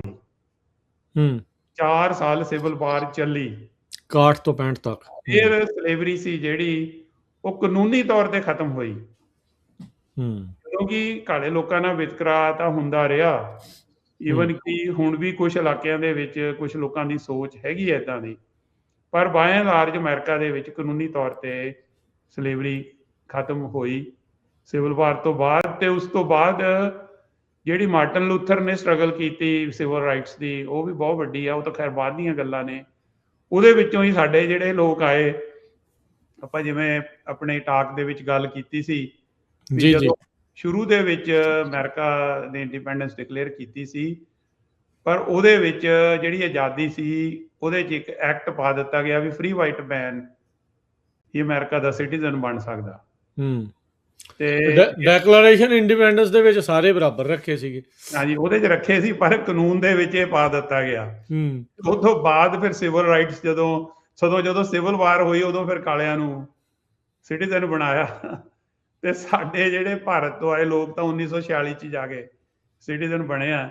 ਸੋ ਅਮਰੀਕਾ ਦੇ ਵਿੱਚ ਜਿਹੜੀ ਇਹ ਕਸ਼ਮਕਸ਼ ਜਾਂ ਇੱਥੇ ਇੰਟਰਨਲ ਸਟਰਗਲ ਚੱਲਦੀ ਰਹੀ, ਪਰ ਉੱਥੇ ਆ ਜਾਂਦੇ ਵੀ ਜਿਹੜੀ ਮੁੱਢਲੀ ਡੈਕਲੇਰੇਸ਼ਨ ਆਫ ਇੰਡੀਪੈਂਡੈਂਸ ਸੀਗੀ, ਉਹਦੇ ਵਿੱਚ ਕੁਝ ਗੱਲਾਂ ਇਹੋ ਜਿਹੀਆਂ ਸੀਗੀਆਂ ਕਿ ਜਦੋਂ ਮੁਕੱਦਮੇ ਚੱਲਦੇ ਨੇ ਤਾਂ ਲੋਕ ਉਹ ਚੀਜ਼ਾਂ ਦਾ ਵਾਸਤਾ ਪਾਉਂਦੇ ਨੇ। ਜਿਵੇਂ ਆਪਣੇ ਲੋਕ ਹੈ ਨਾ, ਜਿਵੇਂ ਆਪਣੇ ਲੋਕ ਵੀ ਦੇਖੋ, ਆਪਾਂ ਕਹੀਏ ਵੀ ਜਾਤ ਪਾਤ ਤੋਂ ਮੁਕਤ ਤਾਂ ਨਹੀਂ ਹੋਇਆ ਸਾਡਾ ਸਮਾਜ, ਪਰ ਆਪਾਂ ਵਾਸਤਾ ਉਹਨਾਂ ਨੂੰ ਪਾਉਂਦੇ ਆ ਵੀ ਭਾਈ ਗੁਰੂਆਂ ਨੇ ਤਾਂ ਜਾਤ ਪਾਤ ਖਤਮ ਕਰਤੀ ਸੀ। ਜਦੋਂ ਅੰਮ੍ਰਿਤ ਛਕਾਇਆ ਸੀ, ਉਹਨਾਂ ਨੇ ਇੱਕ ਬਾਟੇ ਛਕਾਇਆ ਸੀ, ਤੇ ਇਹ ਜਿਹੜੇ ਜਾਤਾਂ ਦੇ ਵਿਤਕਰੇ ਖਤਮ ਕਰਤੇ ਸੀ। ਬੇਸ਼ੱਕ ਆਪਾਂ ਇਹ ਚੀਜ਼ਾਂ ਦਾ ਵਾਸਤਾ ਪਾਉਂਦੇ ਆ, ਪਰ ਮੰਨਣ ਵਾਲਿਆਂ ਨੇ ਅਜੇ ਵੀ ਉਸ ਚੀਜ਼ ਦਾ ਖਹਿੜਾ ਨਹੀਂ ਛੱਡਿਆ। ਪਰ ਇੱਕ ਅਸੂਲ ਸੀ ਜਿਹੜਾ ਨਾ ਅਮਰੀਕਾ ਦੀ ਜਿਹੜੀ ਡੈਕਲੇਰੇਸ਼ਨ ਆਫ ਇੰਡੀਪੈਂਡੈਂਸ ਸੀ, ਉਹ ਬਹੁਤ ਹੀ ਵੱਡਾ ਡਾਕੂਮੈਂਟ ਸੀ ਜਿਹਨੇ ਕਿ ਬੇਸਿਸ, ਫਾਊਂਡੇਸ਼ਨਲ ਬੇਸਿਸ ਬਣਾਇਆ ਬਰਾਬਰਤਾ ਦਾ। ਹੂੰ ਹੂੰ ਨਹੀਂ ਬਿਲਕੁਲ। ਇਹ ਹੁਣ ਆਪਾਂ ਚਲੋ ਹਿਸਟਰੀ ਦੇ ਵਿੱਚ ਜਾ ਕੇ ਜਿਹੜਾ ਉਹ ਆਏ ਆ, ਅਮਰੀਕਾ ਦੀ ਦੇਖੋ 1776 ਤੋਂ ਲੈ ਕੇ ਜਿੱਦਾਂ ਤੁਸੀਂ ਦੱਸਿਆ ਵੀ 1946 ਵਿੱਚ ਜਾ ਕੇ ਇਹ ਸਾਰੀਆਂ ਚੀਜ਼ਾਂ ਆਪਾਂ ਨੂੰ ਦੇਖਣ ਨੂੰ ਮਿਲ ਰਹੀਆਂ ਆ। ਕਾਨੂੰਨੀ ਤੌਰ ਦੇ ਉੱਤੇ ਸਾਰੇ ਬਰਾਬਰ ਦੇਖਣੇ ਸ਼ੁਰੂ ਕੀਤੇ ਜਾ ਰਹੇ ਆ। ਵੋਟ 1946 ਚ ਨਹੀਂ ਜੀ ਹੋਇਆ। 1946 ਚ ਤਾਂ ਤੁਹਾਨੂੰ ਇੱਕ ਟੋਕਨ ਸਿਟੀਜ਼ਨਸ਼ਿਪ ਮਿਲੀ ਹੈ, 1965-66 ਚ ਜਾ ਕੇ ਹੋਇਆ। ਜਾ ਕੇ ਹੋਇਆ। ਚਲੋ ਹਾਂ, ਚਲੋ ਆਪਾਂ ਇਸ ਤਰੀਕੇ ਦੇ ਨਾਲ ਇਸ ਨੂੰ ਜਿੱਦਾਂ ਕਿਉਂਕਿ ਜਦੋਂ ਸਿਵਲ ਰਾਈਟਸ ਮੂਵਮੈਂਟ ਚੱਲੀ ਨਾ, ਉਦੋਂ ਫਿਰ ਉਹਨਾਂ ਨੇ ਕੋਟਾ ਖਤਮ ਕੀਤਾ। ਕਿਉਂਕਿ ਜਿਹੜਾ 1946 ਸਾਨੂੰ ਸਿਟੀਜ਼ਨਸ਼ਿਪ ਦਾ ਰਾਈਟ ਜਿਹੜੇ ਇੱਥੇ ਆਲਰੇਡੀ ਲੋਕ ਆਏ ਸੀ ਉਹਨਾਂ ਨੂੰ ਮਿਲ ਗਿਆ, ਉਹ ਬਹੁਤ ਥੋੜੇ ਸੀ ਤੇ 100 ਬੰਦਿਆਂ ਦਾ ਕੋਟਾ ਰੱਖਿਆ ਸੀ। ਪਰ ਜਿਹੜਾ ਪ੍ਰੈਜ਼ੀਡੈਂਟ ਜਦੋਂ ਸਿਵਲ ਰਾਈਟ ਮੂਵਮੈਂਟ ਚੱਲੀ, ਕੈਨੇਡੀ ਦਾ ਏਰਾ ਸੀ ਤੇ ਪ੍ਰੈਜ਼ੀਡੈਂਟ ਲਿੰਡਨ ਉਹਨਾਂ ਦੀ ਤਾਂ ਉਹਨਾਂ ਦਾ ਤਾਂ ਕਤਲ ਵੀ ਹੋ ਗਿਆ ਸੀ। ਪ੍ਰੈਜ਼ੀਡੈਂਟ ਕੈਨੇਡੀ ਦਾ, ਉਹਨਾਂ ਦੀ ਆਜ਼ਾਦ ਸੋਚ ਕਰਕੇ ਉਹਨਾਂ ਦਾ ਕਤਲ ਵੀ ਹੋਇਆ। ਈਵਨ ਕਿ ਉਹਨਾਂ ਦੇ ਭਰਾ ਦਾ ਵੀ ਕਤਲ ਹੋਇਆ, ਈਵਨ ਕਿ ਮਾਰਟਨ ਲੂਥਰ ਦਾ ਵੀ ਕਤਲ ਹੋਇਆ। ਕਿਉਂਕਿ ਜਿਹੜੇ ਇਸ ਮੁਲਕ ਦੇ ਵਿੱਚ ਇਹੋ ਜਿਹੀਆਂ ਤਾਕਤਾਂ ਸੀ ਜਿਹੜੀਆਂ ਚਾਹੁੰਦੀਆਂ ਨਹੀਂ ਸੀ ਵੀ ਇਹ ਕੰਟਰੀ 'ਚ ਬਰਾਬਰਤਾ ਆਵੇ। ਕਿਉਂਕਿ ਜਿਹੜੇ ਇੱਥੇ ਸ਼ੁਰੂ 'ਚ ਲੋਕ ਸੈਟਲ ਹੋਏ ਜ਼ਿਆਦਾ ਗੋਰੇ ਸੀ, ਉਹ ਚਾਹੁੰਦੇ ਸੀ ਵੀ ਅਸੀਂ ਇਸ ਨੂੰ, ਫਰਕ ਇਹ ਸੀ ਦੇਖੋ, ਕਾਲੋਨੀਜ਼ ਦੋ ਤਰ੍ਹਾਂ ਦੀਆਂ ਸੀਗੀਆਂ। ਇੱਕ ਤਾਂ ਕਾਲੋਨੀਜ਼ ਉਹਨਾਂ ਨੇ ਇਦਾਂ ਦੀਆਂ ਬਣਾਈਆਂ ਯੂਰਪੀਅਨਸ ਨੇ ਵੀ ਜਿੱਥੋਂ ਉਹਨਾਂ ਨੂੰ ਉੱਥੇ ਦਾ ਕੱਚਾ ਮਾਲ ਚਾਹੀਦਾ ਸੀ, ਇਹਦੇ ਸਾਧਨ ਚਾਹੀਦੇ ਸੀ, ਪਰ ਉੱਥੇ ਉਹ ਰਹਿਣਾ ਨਹੀਂ ਸੀ ਚਾਹੁੰਦੇ। ਇੰਡੀਆ ਸੀ, ਇੰਡੀਆ 'ਚ ਉਹ ਗਏ, ਉੱਥੇ ਦੇ ਰਿਸੋਰਸਿਸ, ਉੱਥੋਂ ਉਹਨਾਂ ਨੇ ਸੋਨਾ ਹੋਰ ਚੀਜ਼ਾਂ, ਜਿਹੜੀ ਚੀਜ਼ਾਂ ਉੱਥੋਂ ਲਿਆਂਦੀਆਂ ਬਹੁਤ ਜ਼ਿਆਦਾ, ਮਤਲਬ। ਪਰ ਜਿਹੜਾ ਅਮਰੀਕਾ ਕੈਨੇਡਾ ਸੀ, ਇੱਥੇ ਆ ਕੇ ਉਹ ਵਸਣਾ ਚਾਹੁੰਦੇ ਸੀ। ਇਹ ਕੰਟਰੀਜ਼ ਨੂੰ ਉਹ ਗੋਰਿਆਂ ਦੀ ਜਿਹੜੀ ਇੱਥੇ ਕਹਿ ਸਕਦੇ ਆ ਪ੍ਰਭੂ ਸੱਤਾ ਰੱਖਣੀ ਚਾਹੁੰਦੇ ਸੀ, ਪਰ ਐਟ ਸੇਮ ਟਾਈਮ ਉਹ ਇਹ ਵੀ ਕਹਿਣਾ ਚਾਹੁੰਦੇ ਸੀ ਵੀ ਅਸੀਂ ਬਰਾਬਰਤਾ 'ਚ ਬਿਲੀਵ ਕਰਦੇ ਹਾਂ। ਸੋ ਇਹ ਬਰਾਬਰਤਾ ਆਪਣੇ ਵਿੱਚ ਹੀ ਰੱਖਣਾ ਚਾਹੁੰਦੇ ਸੀ। ਉਹ ਕੰਟਰਾਡਿਕਟਰੀ ਹੋ ਗਈ ਇਹ ਚੀਜ਼। ਸੋ ਇੰਗਲੈਂਡ ਦੇ, ਈਵਨ ਕਿ ਕੈਨੇਡਾ ਦੇ ਵਿੱਚ ਵੀ ਇਹ ਗਾਣਾ ਗਾਇਆ ਜਾਂਦਾ ਸੀ ਵੀ ਸਿਰਫ ਇਹ ਗੋਰਿਆਂ ਦਾ ਮੁਲਕ ਆ। ਇਸ ਚੀਜ਼ ਦੀ ਬਹੁਤ ਲੰਮੀ ਲੜਾਈ ਲੜੀ। ਉਸ ਟਾਈਮ ਤੇ ਉਹਨਾਂ ਨੇ ਆਜ਼ਾਦੀ ਨਹੀਂ ਲਈ, ਉਹ ਵੱਖਰੇ ਹੀ ਰਹੇ।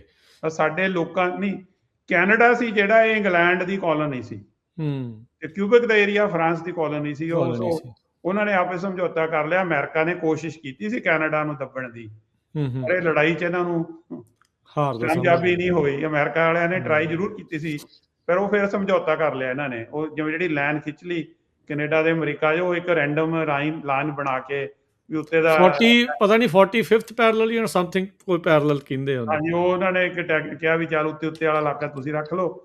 ਪਰ ਉਰੇ ਇਹ ਬੜੀ ਕੰਟਰਾਡਿਕਸ਼ਨ ਸੀਗੀ। ਇੱਕ ਪਾਸੇ ਤਾਂ ਕਹਿੰਦੇ ਸੀ ਵੀ ਸਾਰੇ ਇਨਸਾਨ ਬਰਾਬਰ ਨੇ, ਤੇ ਦੂਜੇ ਪਾਸੇ ਇਹ ਚਾਹੁੰਦੇ ਸੀ ਵੀ ਸਾਡਾ ਦਬਦਬਾ ਬਣਿਆ ਰਹੇ। ਪਰ ਹੌਲੀ ਹੌਲੀ, ਕਿਉਂਕਿ ਜਿਹੜੀ ਫਾਊਂਡੇਸ਼ਨਲ ਪ੍ਰਿੰਸੀਪਲ ਸੀ ਨਾ, ਉਹ ਸਹੀ ਸੀਗੇ, ਇਸ ਕਰਕੇ ਉਹ ਢਾਂਚੇ ਦੇ ਵਿੱਚ ਲੋਕਾਂ ਨੇ ਕਾਨੂੰਨੀ ਲੜਾਈਆਂ ਵੀ ਲੜੀਆਂ, ਸਿਵਲ ਰਾਈਟਸ ਦੀਆਂ ਸਟਰਗਲਸ ਵੀ ਕੀਤੀਆਂ। ਹੌਲੀ ਹੌਲੀ ਇਹ ਵਿਤਕਰੇ ਖਤਮ ਹੁੰਦੇ ਗਏ ਤੇ ਅਮਰੀਕਾ ਇੱਕ ਕੰਟਰੀ ਇਦਾਂ ਦਾ ਬਣ ਗਿਆ ਵੀ ਇਸ ਕੰਟਰੀ ਦੇ ਵਿੱਚ ਦੁਨੀਆ ਦਾ ਹਰ ਬੰਦਾ ਆਉਣਾ ਚਾਹੁੰਦਾ। ਤਾਂ ਇੱਥੇ ਫਾਈਨੈਂਸ਼ੀਅਲ ਪ੍ਰੋਸਪੈਰਿਟੀ ਵੀ ਇਸ ਕਰਕੇ ਆਈ, ਬਰਾਬਰਤਾ ਕਰਕੇ।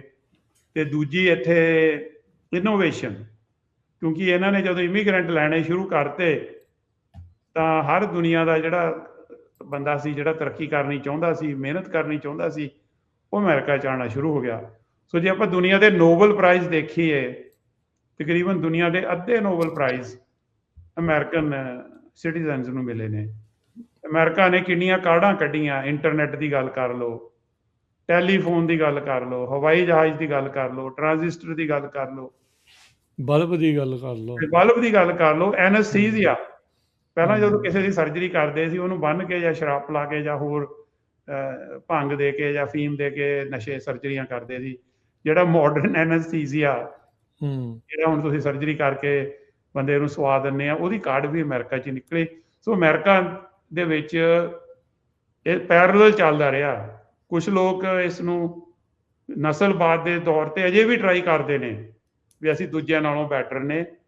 ਤੇ ਅਮਰੀਕਾ ਜਿਹੜਾ ਹੈਗਾ ਹੈ ਵਧੀਆ ਤਾਂ ਹੀ ਰਹੂਗਾ ਜੇ ਇਸ ਕੰਟਰੀ ਦੇ ਸਾਰੇ ਸਿਟੀਜ਼ਨ ਇੰਟੀਗ੍ਰੇਟ ਹੋ ਕੇ ਰਹਿੰਦੇ ਆ, ਸੁਚੰਨ ਰਹਿਣਗੇ। ਨਹੀਂ ਸੁਚੰਨ ਰਹਿਣਗੇ, ਆਪਣੀ ਵੋਟ ਦਾ ਇਸਤੇਮਾਲ ਸਹੀ ਤਰੀਕੇ ਨਾਲ ਕਰਨਗੇ, ਤੇ ਬਰਾਬਰਤਾ ਤੇ ਇਨਸਾਨੀਅਤ ਦੇ ਭਲੇ ਨੂੰ ਸੋਚ ਕੇ ਫੈਸਲੇ ਲੈਣਗੇ ਤਾਂ ਇੱਕ ਇਹ ਵਧੀਆ ਮੁਲਕ ਬਣਿਆ ਰਹੂਗਾ।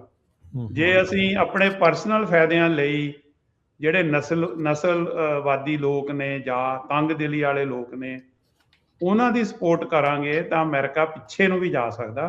ਪਰ ਮੈਨੂੰ ਉਮੀਦ ਨਹੀਂ ਅਮਰੀਕਾ ਅੱਗੇ ਹੀ ਜਾਏਗਾ। ਮੈਂ ਬਲੀਵ ਕਰਦਾ ਅਮਰੀਕਾ ਦੇ ਵਿੱਚ ਵੀ ਇਹ ਇੱਕ ਬੜਾ ਵਧੀਆ ਮੁਲਕ ਆ, ਪਰ ਇਹ ਬੜੀਆਂ ਕੁਰਬਾਨੀਆਂ ਨਾਲ ਬਣਿਆ। ਦੇਖੋ ਭਰਾਵਾਂ ਨੇ ਭਰਾਵਾਂ ਨਾਲ ਲੜਾਈ ਕੀਤੀ, ਸਿਵਲ ਵਾਰ ਦੇ ਵਿੱਚ ਗੋਰਿਆਂ ਨੇ ਗੋਰਿਆਂ ਨਾਲ ਲੜਾਈ ਕੀਤੀ ਸਲੇਵਰੀ ਨੂੰ ਖਤਮ ਕਰਨ ਲਈ। ਹੁਣ ਵੀ ਤੁਸੀਂ ਦੇਖੋ ਜਿਹੜਾ ਅਮਰੀਕਾ ਦੇ ਵਿੱਚ ਸਿਸਟਮ ਹੈ ਉਹ ਚੱਲਦਾ। ਦੇਖੋ ਸਾਡੇ ਹੁਣ ਵਾਲੇ ਰਾਸ਼ਟਰਪਤੀ ਨੇ ਕਿਹਾ ਵੀ ਜਿਹੜੇ ਇਲੀਗਲ ਲੋਕਾਂ ਦੇ ਬੱਚੇ ਅਮਰੀਕਾ 'ਚ ਜੰਮਦੇ ਨੇ ਉਹ ਅਮਰੀਕਾ ਦੇ ਸਿਟੀਜ਼ਨ ਨਹੀਂ। ਇਹ ਅਮਰੀਕਾ ਦੇ ਮੁੱਢਲੇ ਕਾਨੂੰਨਾਂ 'ਚ ਲਿਖਿਆ ਵੀ ਜਿਹੜਾ ਬੰਦਾ ਇਸ ਕੰਟਰੀ 'ਚ ਪੈਦਾ ਹੁੰਦਾ ਉਹ ਅਮਰੀਕਾ ਦਾ ਸਿਟੀਜ਼ਨ ਹੈ, ਉਹ ਸਿਟੀਜ਼ਨ ਬਣਨ ਦਾ ਉਹਨੂੰ ਹੱਕ ਹੈ। 14ਵੀਂ ਅਮੈਂਡਮੈਂਟ ਤੇ ਪਰ ਦੇਖੋ ਵੀ ਅਮਰੀਕਾ ਦੀ ਸੁਪਰੀਮ ਕੋਰਟ ਨੇ ਕੁਝ ਦਿਨ ਪਹਿਲਾਂ ਫੈਸਲਾ ਕਰਕੇ ਰਾਸ਼ਟਰਪਤੀ ਦੇ ਫੈਸਲੇ ਨੂੰ ਨਕਾਰਤਾ ਵੀ ਨਹੀਂ, ਜਿਹੜਾ ਇਸ ਕੰਟਰੀ 'ਚ ਬੰਦਾ ਪੈਦਾ ਹੁੰਦਾ ਉਹਦੇ ਪੇਰੈਂਟਸ ਭਾਵੇਂ ਲੀਗਲੀ ਆਏ ਨੇ ਇਲੀਗਲੀ ਆਏ ਨੇ ਜਿੱਦਾਂ ਮਰਜ਼ੀ ਆਏ ਹੋਣ, ਜਿਹੜਾ ਬੰਦਾ ਅਮਰੀਕਾ ਜਾਂ ਅਮਰੀਕਨ ਟੈਰੀਟਰੀ 'ਚ ਬੱਚਾ ਪੈਦਾ ਹੁੰਦਾ ਉਹ ਅਮਰੀਕਾ ਦਾ ਸਿਟੀਜ਼ਨ ਹੈ, ਉਹਦੇ ਹੱਕ ਬਰਾਬਰ ਨੇ। ਸੋ ਇਸ ਦੇ ਲਈ ਜਿਹੜਾ ਸੁਪਰੀਮ ਕੋਰਟ ਨੂੰ ਸਲਾਮ ਹੈ, ਉਹਨਾਂ ਨੇ ਜਿਹੜੇ ਅਮਰੀਕਾ ਦੀਆਂ ਮੁੱਢਲੀਆਂ ਕਦਰਾਂ ਕੀਮਤਾਂ ਨੂੰ ਬਰਕਰਾਰ ਰੱਖਿਆ। ਬਿਲਕੁਲ। ਇਹ ਤਾਂ ਡਾਕਟਰ ਕਾਂਗ ਇਹਦੇ ਵਿੱਚ ਤਾਂ ਜਿਹੜੀਆਂ ਕੋਈ ਦੋ ਰਾਵਾਂ ਨਹੀਂ ਆ। ਉਹੀ ਲੋਕ ਜਿਹੜੇ ਨਸਲਵਾਦ ਤੇ ਡਿਸਕ੍ਰਿਮੀਨੇਸ਼ਨ ਬਰਕਰਾਰ ਰੱਖਣਾ ਚਾਹੁੰਦੇ ਸੀ, ਪਰ ਇੱਥੇ ਕਿਉਂਕਿ ਇਹ ਜਿਹੜੀ ਮੁੱਢਲੀ ਜਿਹੜਾ ਡਾਕੂਮੈਂਟ ਆ declaration of independence, all men are created equal, life liberty pursuit of happiness, ਉਹ ਜਿਹੜਾ ਇਹਦਾ ਮੁੱਢਲਾ ਆਧਾਰ ਆ ਉਸ ਆਧਾਰ ਦੇ ਉੱਤੇ ਜਿਹੜੇ ਸਿਆਣੇ ਲੋਕ ਆਏ ਇੱਥੇ ਉਹਨਾਂ ਨੇ ਉਹ ਲੜਾਈਆਂ ਵੀ ਜਿਹੜੀਆਂ ਲੜੀਆਂ ਉਹ ਆਪਸ ਦੇ ਵਿੱਚ ਹੀ ਬਾਕੀ ਸਾਰਿਆਂ ਦੇ ਲਈ ਜਿਹੜਾ ਉਹ ਬਰਾਬਰਤਾ ਜਿਹੜੀ ਉਹ ਰਹੀ। ਹਾਂ, ਉਹ ਬਰਾਬਰਤਾ ਮਿਲਣ ਨੂੰ ਟਾਈਮ ਲੱਗਾ, ਨੋ ਡਾਊਟ। ਹਰ ਇੱਕ ਚੀਜ਼ ਨੂੰ ਹਾਸਲ ਕਰਨ ਦੇ ਲਈ ਬਹੁਤ ਕੁਛ ਜਦੋਜਹਿਦ ਕਰਨੀ ਪੈਂਦੀ ਆ, ਪਰ ਉਹ ਜਦੋਂ ਡਾਕਟਰ ਕਹਾਂਗੇ ਸਾਰੀਆਂ ਚੀਜ਼ਾਂ ਵਾਪਰਦੀਆਂ ਆ, ਇਹ ਹੋ ਰਹੀਆਂ ਆ, ਹੁੰਦੀਆਂ ਆ, ਲੋਕ ਆ ਰਹੇ ਆ, ਇਮੀਗ੍ਰੈਂਟਸ ਦਾ ਅਮਰੀਕਾ ਨੂੰ ਇੱਕ ਮੈਲਟਿੰਗ ਪੌਟ ਜਿਹੜਾ ਉਹ ਆਖਿਆ ਜਾਂਦਾ ਆ। ਥਾਂ ਥਾਂ ਤੋਂ ਦੁਨੀਆ ਦੇ ਲੋਕ ਉਹ ਇੱਧਰ ਨੂੰ ਜਿਹੜਾ ਉਹ ਮੂੰਹ ਕਰਦੇ, ਇਹੀ ਕਰਕੇ ਵੀ ਫਿਰ ਵੀ ਇਹ ਚੀਜ਼ਾਂ ਦੇ ਬਾਵਜੂਦ ਵੀ ਇੱਥੇ ਆਜ਼ਾਦੀਆਂ ਜਿੱਥੋਂ ਆਏ ਉਹਦੇ ਨਾਲੋਂ ਜ਼ਿਆਦਾ ਨੇ, ਇੱਥੇ ਓਪਰਚੁਨਿਟੀਜ਼ ਉਹਦੇ ਨਾਲੋਂ ਜ਼ਿਆਦਾ ਨੇ, ਤੇ ਇਸ ਲਈ ਅਜੇ ਵੀ ਇਸ ਦੇ ਵਿੱਚ ਆ। ਅਮਰੀਕਾ ਦੁਨੀਆ ਦਾ ਨੰਬਰ 1 ਮੁਲਕ ਬਣਿਆ ਤੇ ਅਜੇ ਵੀ ਉਹ ਬਰਕਰਾਰ ਆ। ਤੁਹਾਨੂੰ ਕੀ ਲੱਗਦਾ ਇਸ ਦੇ ਵਿੱਚ ਡਾਕਟਰ ਕੰਗ, ਜੇ ਆਪਾਂ ਇਸ ਦੇ ਉੱਤੇ ਜੇ ਗੱਲ ਕਰਨੀ ਹੋਵੇ ਵੀ ਅੱਜ 250 ਸਾਲ ਅਮਰੀਕਾ ਦੀ ਆਜ਼ਾਦੀ ਨੂੰ ਜਿਹੜੇ ਹੋਏ ਆ, ਵੀ ਇਹ ਨੰਬਰ 1 ਮੁਲਕ ਬਣਿਆ ਬਰਕਰਾਰ ਜਿਹੜਾ ਉਹ ਰਹਿ ਰਿਹਾ ਆ, ਇਹਦੇ ਪਿੱਛੇ ਕੀ ਕਾਰਨ ਨੇ? ਉਹ ਦੇਖੋ ਹੀ ਤੁਸੀਂ ਜਿਹੜੀਆਂ ਗੱਲਾਂ ਆਲਰੇਡੀ ਆਪਾਂ ਕੀਤੀਆਂ, ਇੱਕ ਬਰਾਬਰਤਾ ਨਾ ਜਿਹੜੀ ਕਿਸੇ ਵੀ ਸਮਾਜ ਵਿੱਚ ਹੋਣੀ ਬੜੀ ਜ਼ਰੂਰੀ ਆ। ਇਹ ਇੱਕ ਬਹੁਤ ਵੱਡਾ ਗਹਿਣਾ ਇਸ ਮੁਲਕ ਦਾ। ਦੂਜੀ ਗੱਲ, ਕੁਝ ਜੀਓਗ੍ਰਾਫੀਕਲ ਬੈਨੀਫਿਟ ਵੀ ਨੇ ਕਿਉਂਕਿ ਇਹਨਾਂ ਦਾ ਬਾਰਡਰ ਕਿਸੇ ਦੁਸ਼ਮਣ ਕੰਟਰੀ ਨਾਲ ਨਹੀਂ ਲੱਗਦਾ। ਮਤਲਬ ਠੀਕ ਹੈ, ਮੈਕਸੀਕੋ ਨਾਲ ਇਹਨਾਂ ਦੇ ਰਿਲੇਸ਼ਨ ਠੀਕ ਨੇ, ਪ੍ਰੋਬਲਮਸ ਵੀ ਹੁੰਦੀਆਂ ਨੇ। ਕੈਨੇਡਾ ਨਾਲ ਵੀ ਇਹਨਾਂ ਦਾ ਭਾਈਚਾਰਾ ਹੀ ਹੈ, ਠੀਕ ਹੈ, ਛੋਟੀਆਂ ਮੋਟੀਆਂ ਗੱਲਾਂ, ਕੋਈ ਬਿਜ਼ਨਸ ਤੇ ਡਿਸਐਗਰੀਮੈਂਟ ਹੋਵੇ। ਤੇ ਤੀਸਰੀ ਗੱਲ ਇਹ ਹੈਗੀ ਆ ਵੀ ਇੱਥੇ ਕੁਦਰਤੀ ਸੋਮੇ ਬਹੁਤ ਨੇ। ਦੇਖੋ ਧਰਤੀ ਅੱਛੀ ਆ, ਪਾਣੀ ਦੀ ਕੋਈ ਕਮੀ ਨਹੀਂ ਆ। ਪਰ ਮੈਂ ਫੇਰ ਕਹਾਂਗਾ ਵੀ ਇਸ ਮੁਲਕ ਨੇ ਜੇ ਤਕੜਾ ਰਹਿਣਾ ਅੱਗੇ ਨੂੰ, ਜੇ ਇਸ ਕੰਟਰੀ ਨੇ ਦੁਨੀਆ ਦਾ ਨੰਬਰ 1 ਨੰਬਰ ਮੇਨਟੇਨ ਕਰਨਾ, ਉਹ ਜਿਹੜੀਆਂ ਅਮਰੀਕਾ ਦੀਆਂ ਫਾਊਂਡੇਸ਼ਨਲ ਕਦਰਾਂ ਕੀਮਤਾਂ ਉਹਨਾਂ ਨੂੰ ਬਰਕਰਾਰ ਰੱਖਣਾ ਬੜਾ ਜ਼ਰੂਰੀ ਆ। ਜਦੋਂ ਤੁਸੀਂ ਨਸਲਵਾਦ ਕਰਦੇ ਆ ਨਾ, ਉਹਦੇ ਨਾਲ ਲੋਕਾਂ ਦੇ ਵਿੱਚ ਦਿਲਾਂ ਦੇ ਵਿੱਚ ਫਰਕ ਪੈ ਜਾਂਦਾ।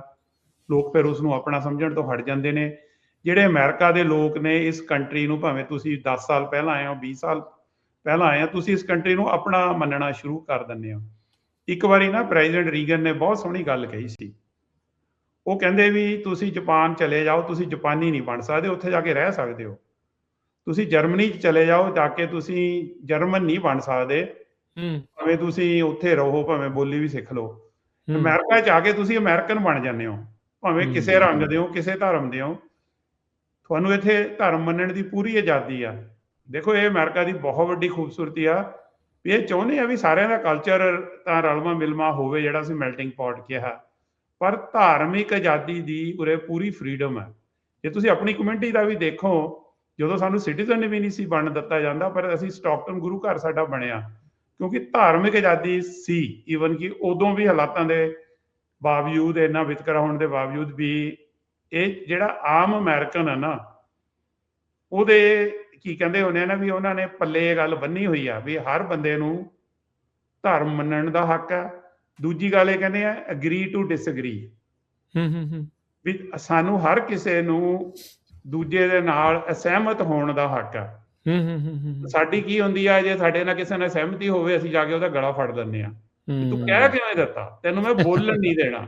ਸਹੀ ਗੱਲ ਸਾਡੀ ਕਮਿਊਨਿਟੀ ਜਾਂ ਤਾਂ ਮੇਰੀ ਸੁਣ, ਨਹੀਂ ਤਾਂ ਬੋਲਣ ਹੀ ਨਹੀਂ ਦੇਣਾ। ਦੇਖੋ ਬਹੁਤੀਆਂ ਲੜਾਈਆਂ ਸਾਡੀ ਕਮਿਊਨਿਟੀ 'ਚ ਕਿਉਂ ਆ, ਉਹਦੀ ਵਜ੍ਹਾ ਯਾਰ ਅਸੀਂ ਕੋਈ ਕਿਸੇ ਦੇ ਵਿਚਾਰ ਸੁਣਨ ਤੋਂ ਉਹਨੂੰ ਮੁਨਕਰ ਕਰ ਦਿੰਦੇ ਆ। ਵਿਚਾਰਾਂ ਨਾਲ ਨਹੀਂ ਸਹਿਮਤ, ਕੋਈ ਗੱਲ ਨਹੀਂ। ਮੇਰੇ ਨਾਲ ਇੱਕ ਛੋਟਾ ਜਿਹਾ ਇੰਸੀਡੈਂਟ ਹੋਇਆ ਕੁਝ ਦਿਨ ਪਹਿਲਾਂ, ਮੈਂ ਸੈਨੋ ਦੇ ਗਿਆ ਸੀ, ਇੱਕ ਸਾਡੇ ਨਾਲ ਭਾਈ ਸਾਹਿਬ ਨਾਰਾਜ਼ ਹੋ ਗਏ, ਕੋਈ ਵਿਚਾਰਾਂ ਦੀ ਗੱਲ ਹੁੰਦੀ ਸੀ, ਉਹਨੇ ਸੁਣਨੀ ਹੋਣੀ ਗੱਲ ਹੀ ਨਹੀਂ ਕਰਨੀ।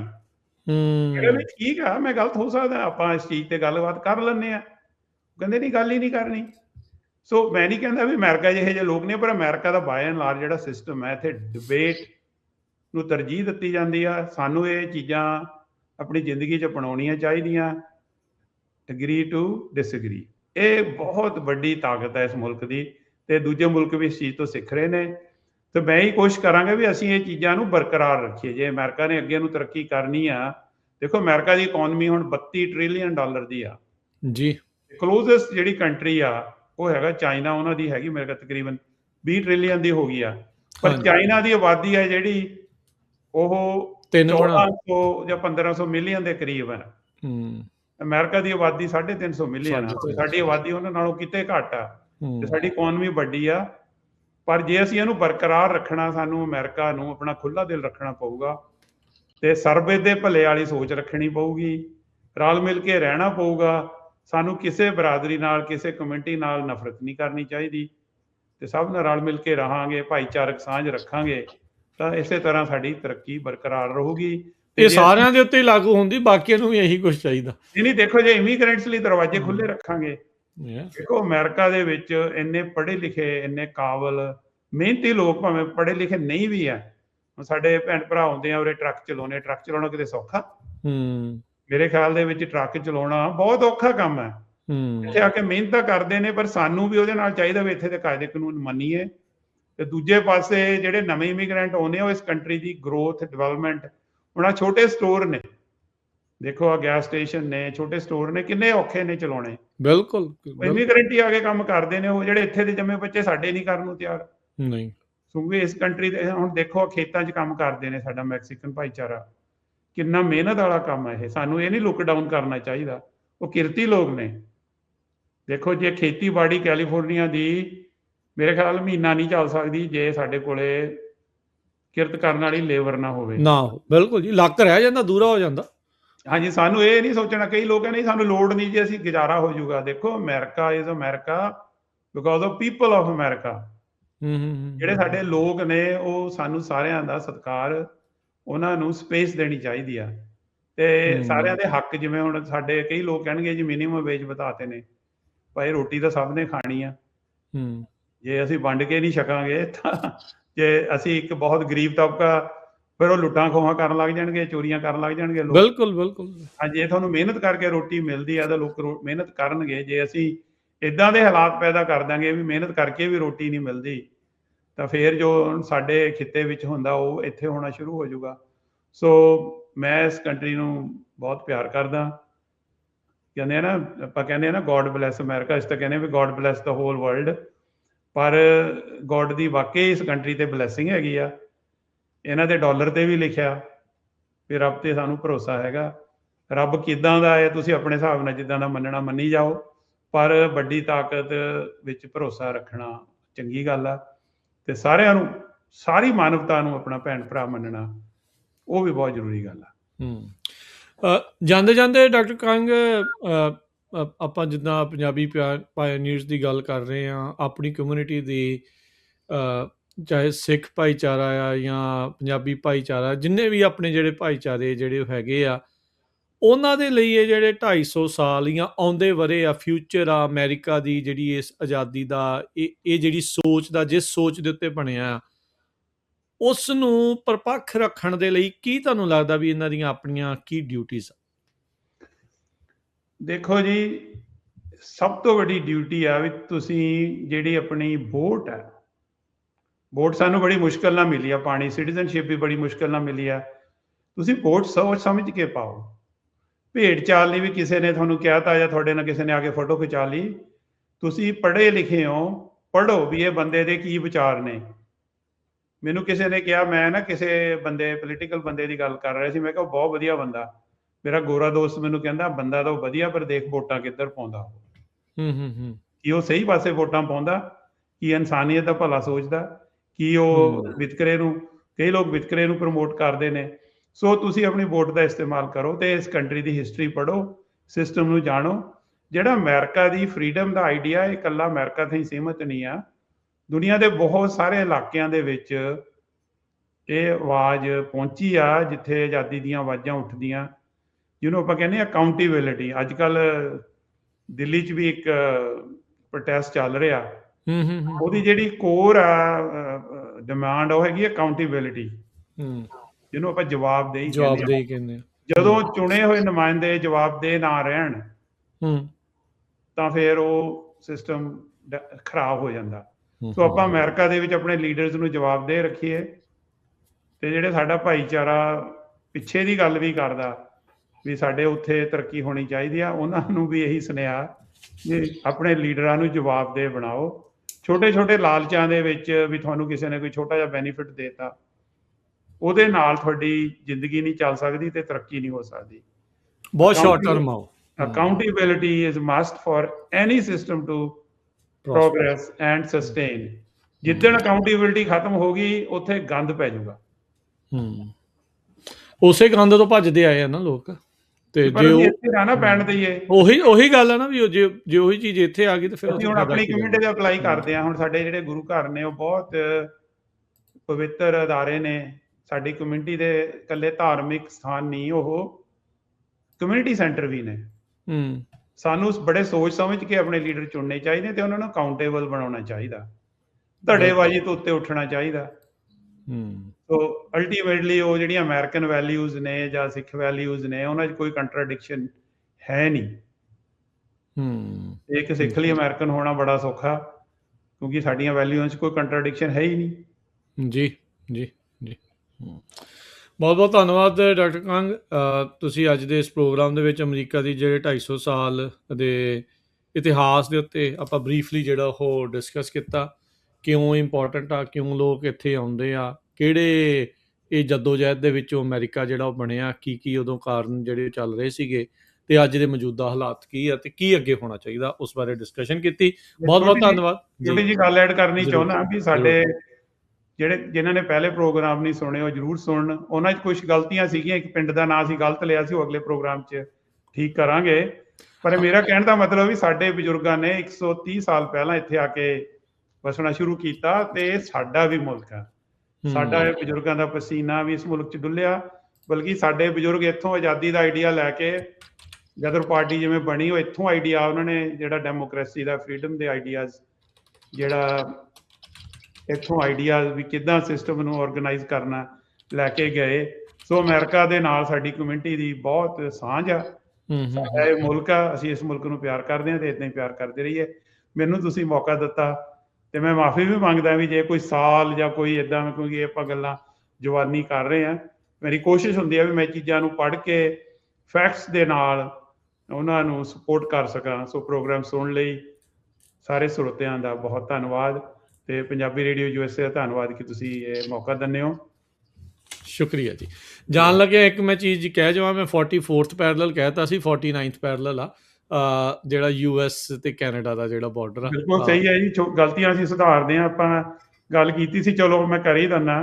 ਅਸੀਂ ਬਾਬਾ ਜੀ ਵਿਸਾਖਾ ਸਿੰਘ ਦੀ ਗੱਲ ਕਰਦੇ ਸੀ, ਉਹਨਾਂ ਨੂੰ ਸੰਤ ਵੀ ਕਿਹਾ ਜਾਂਦਾ, ਮਹਾਂਪੁਰਖ ਵੀ ਕਿਹਾ ਜਾਂਦਾ।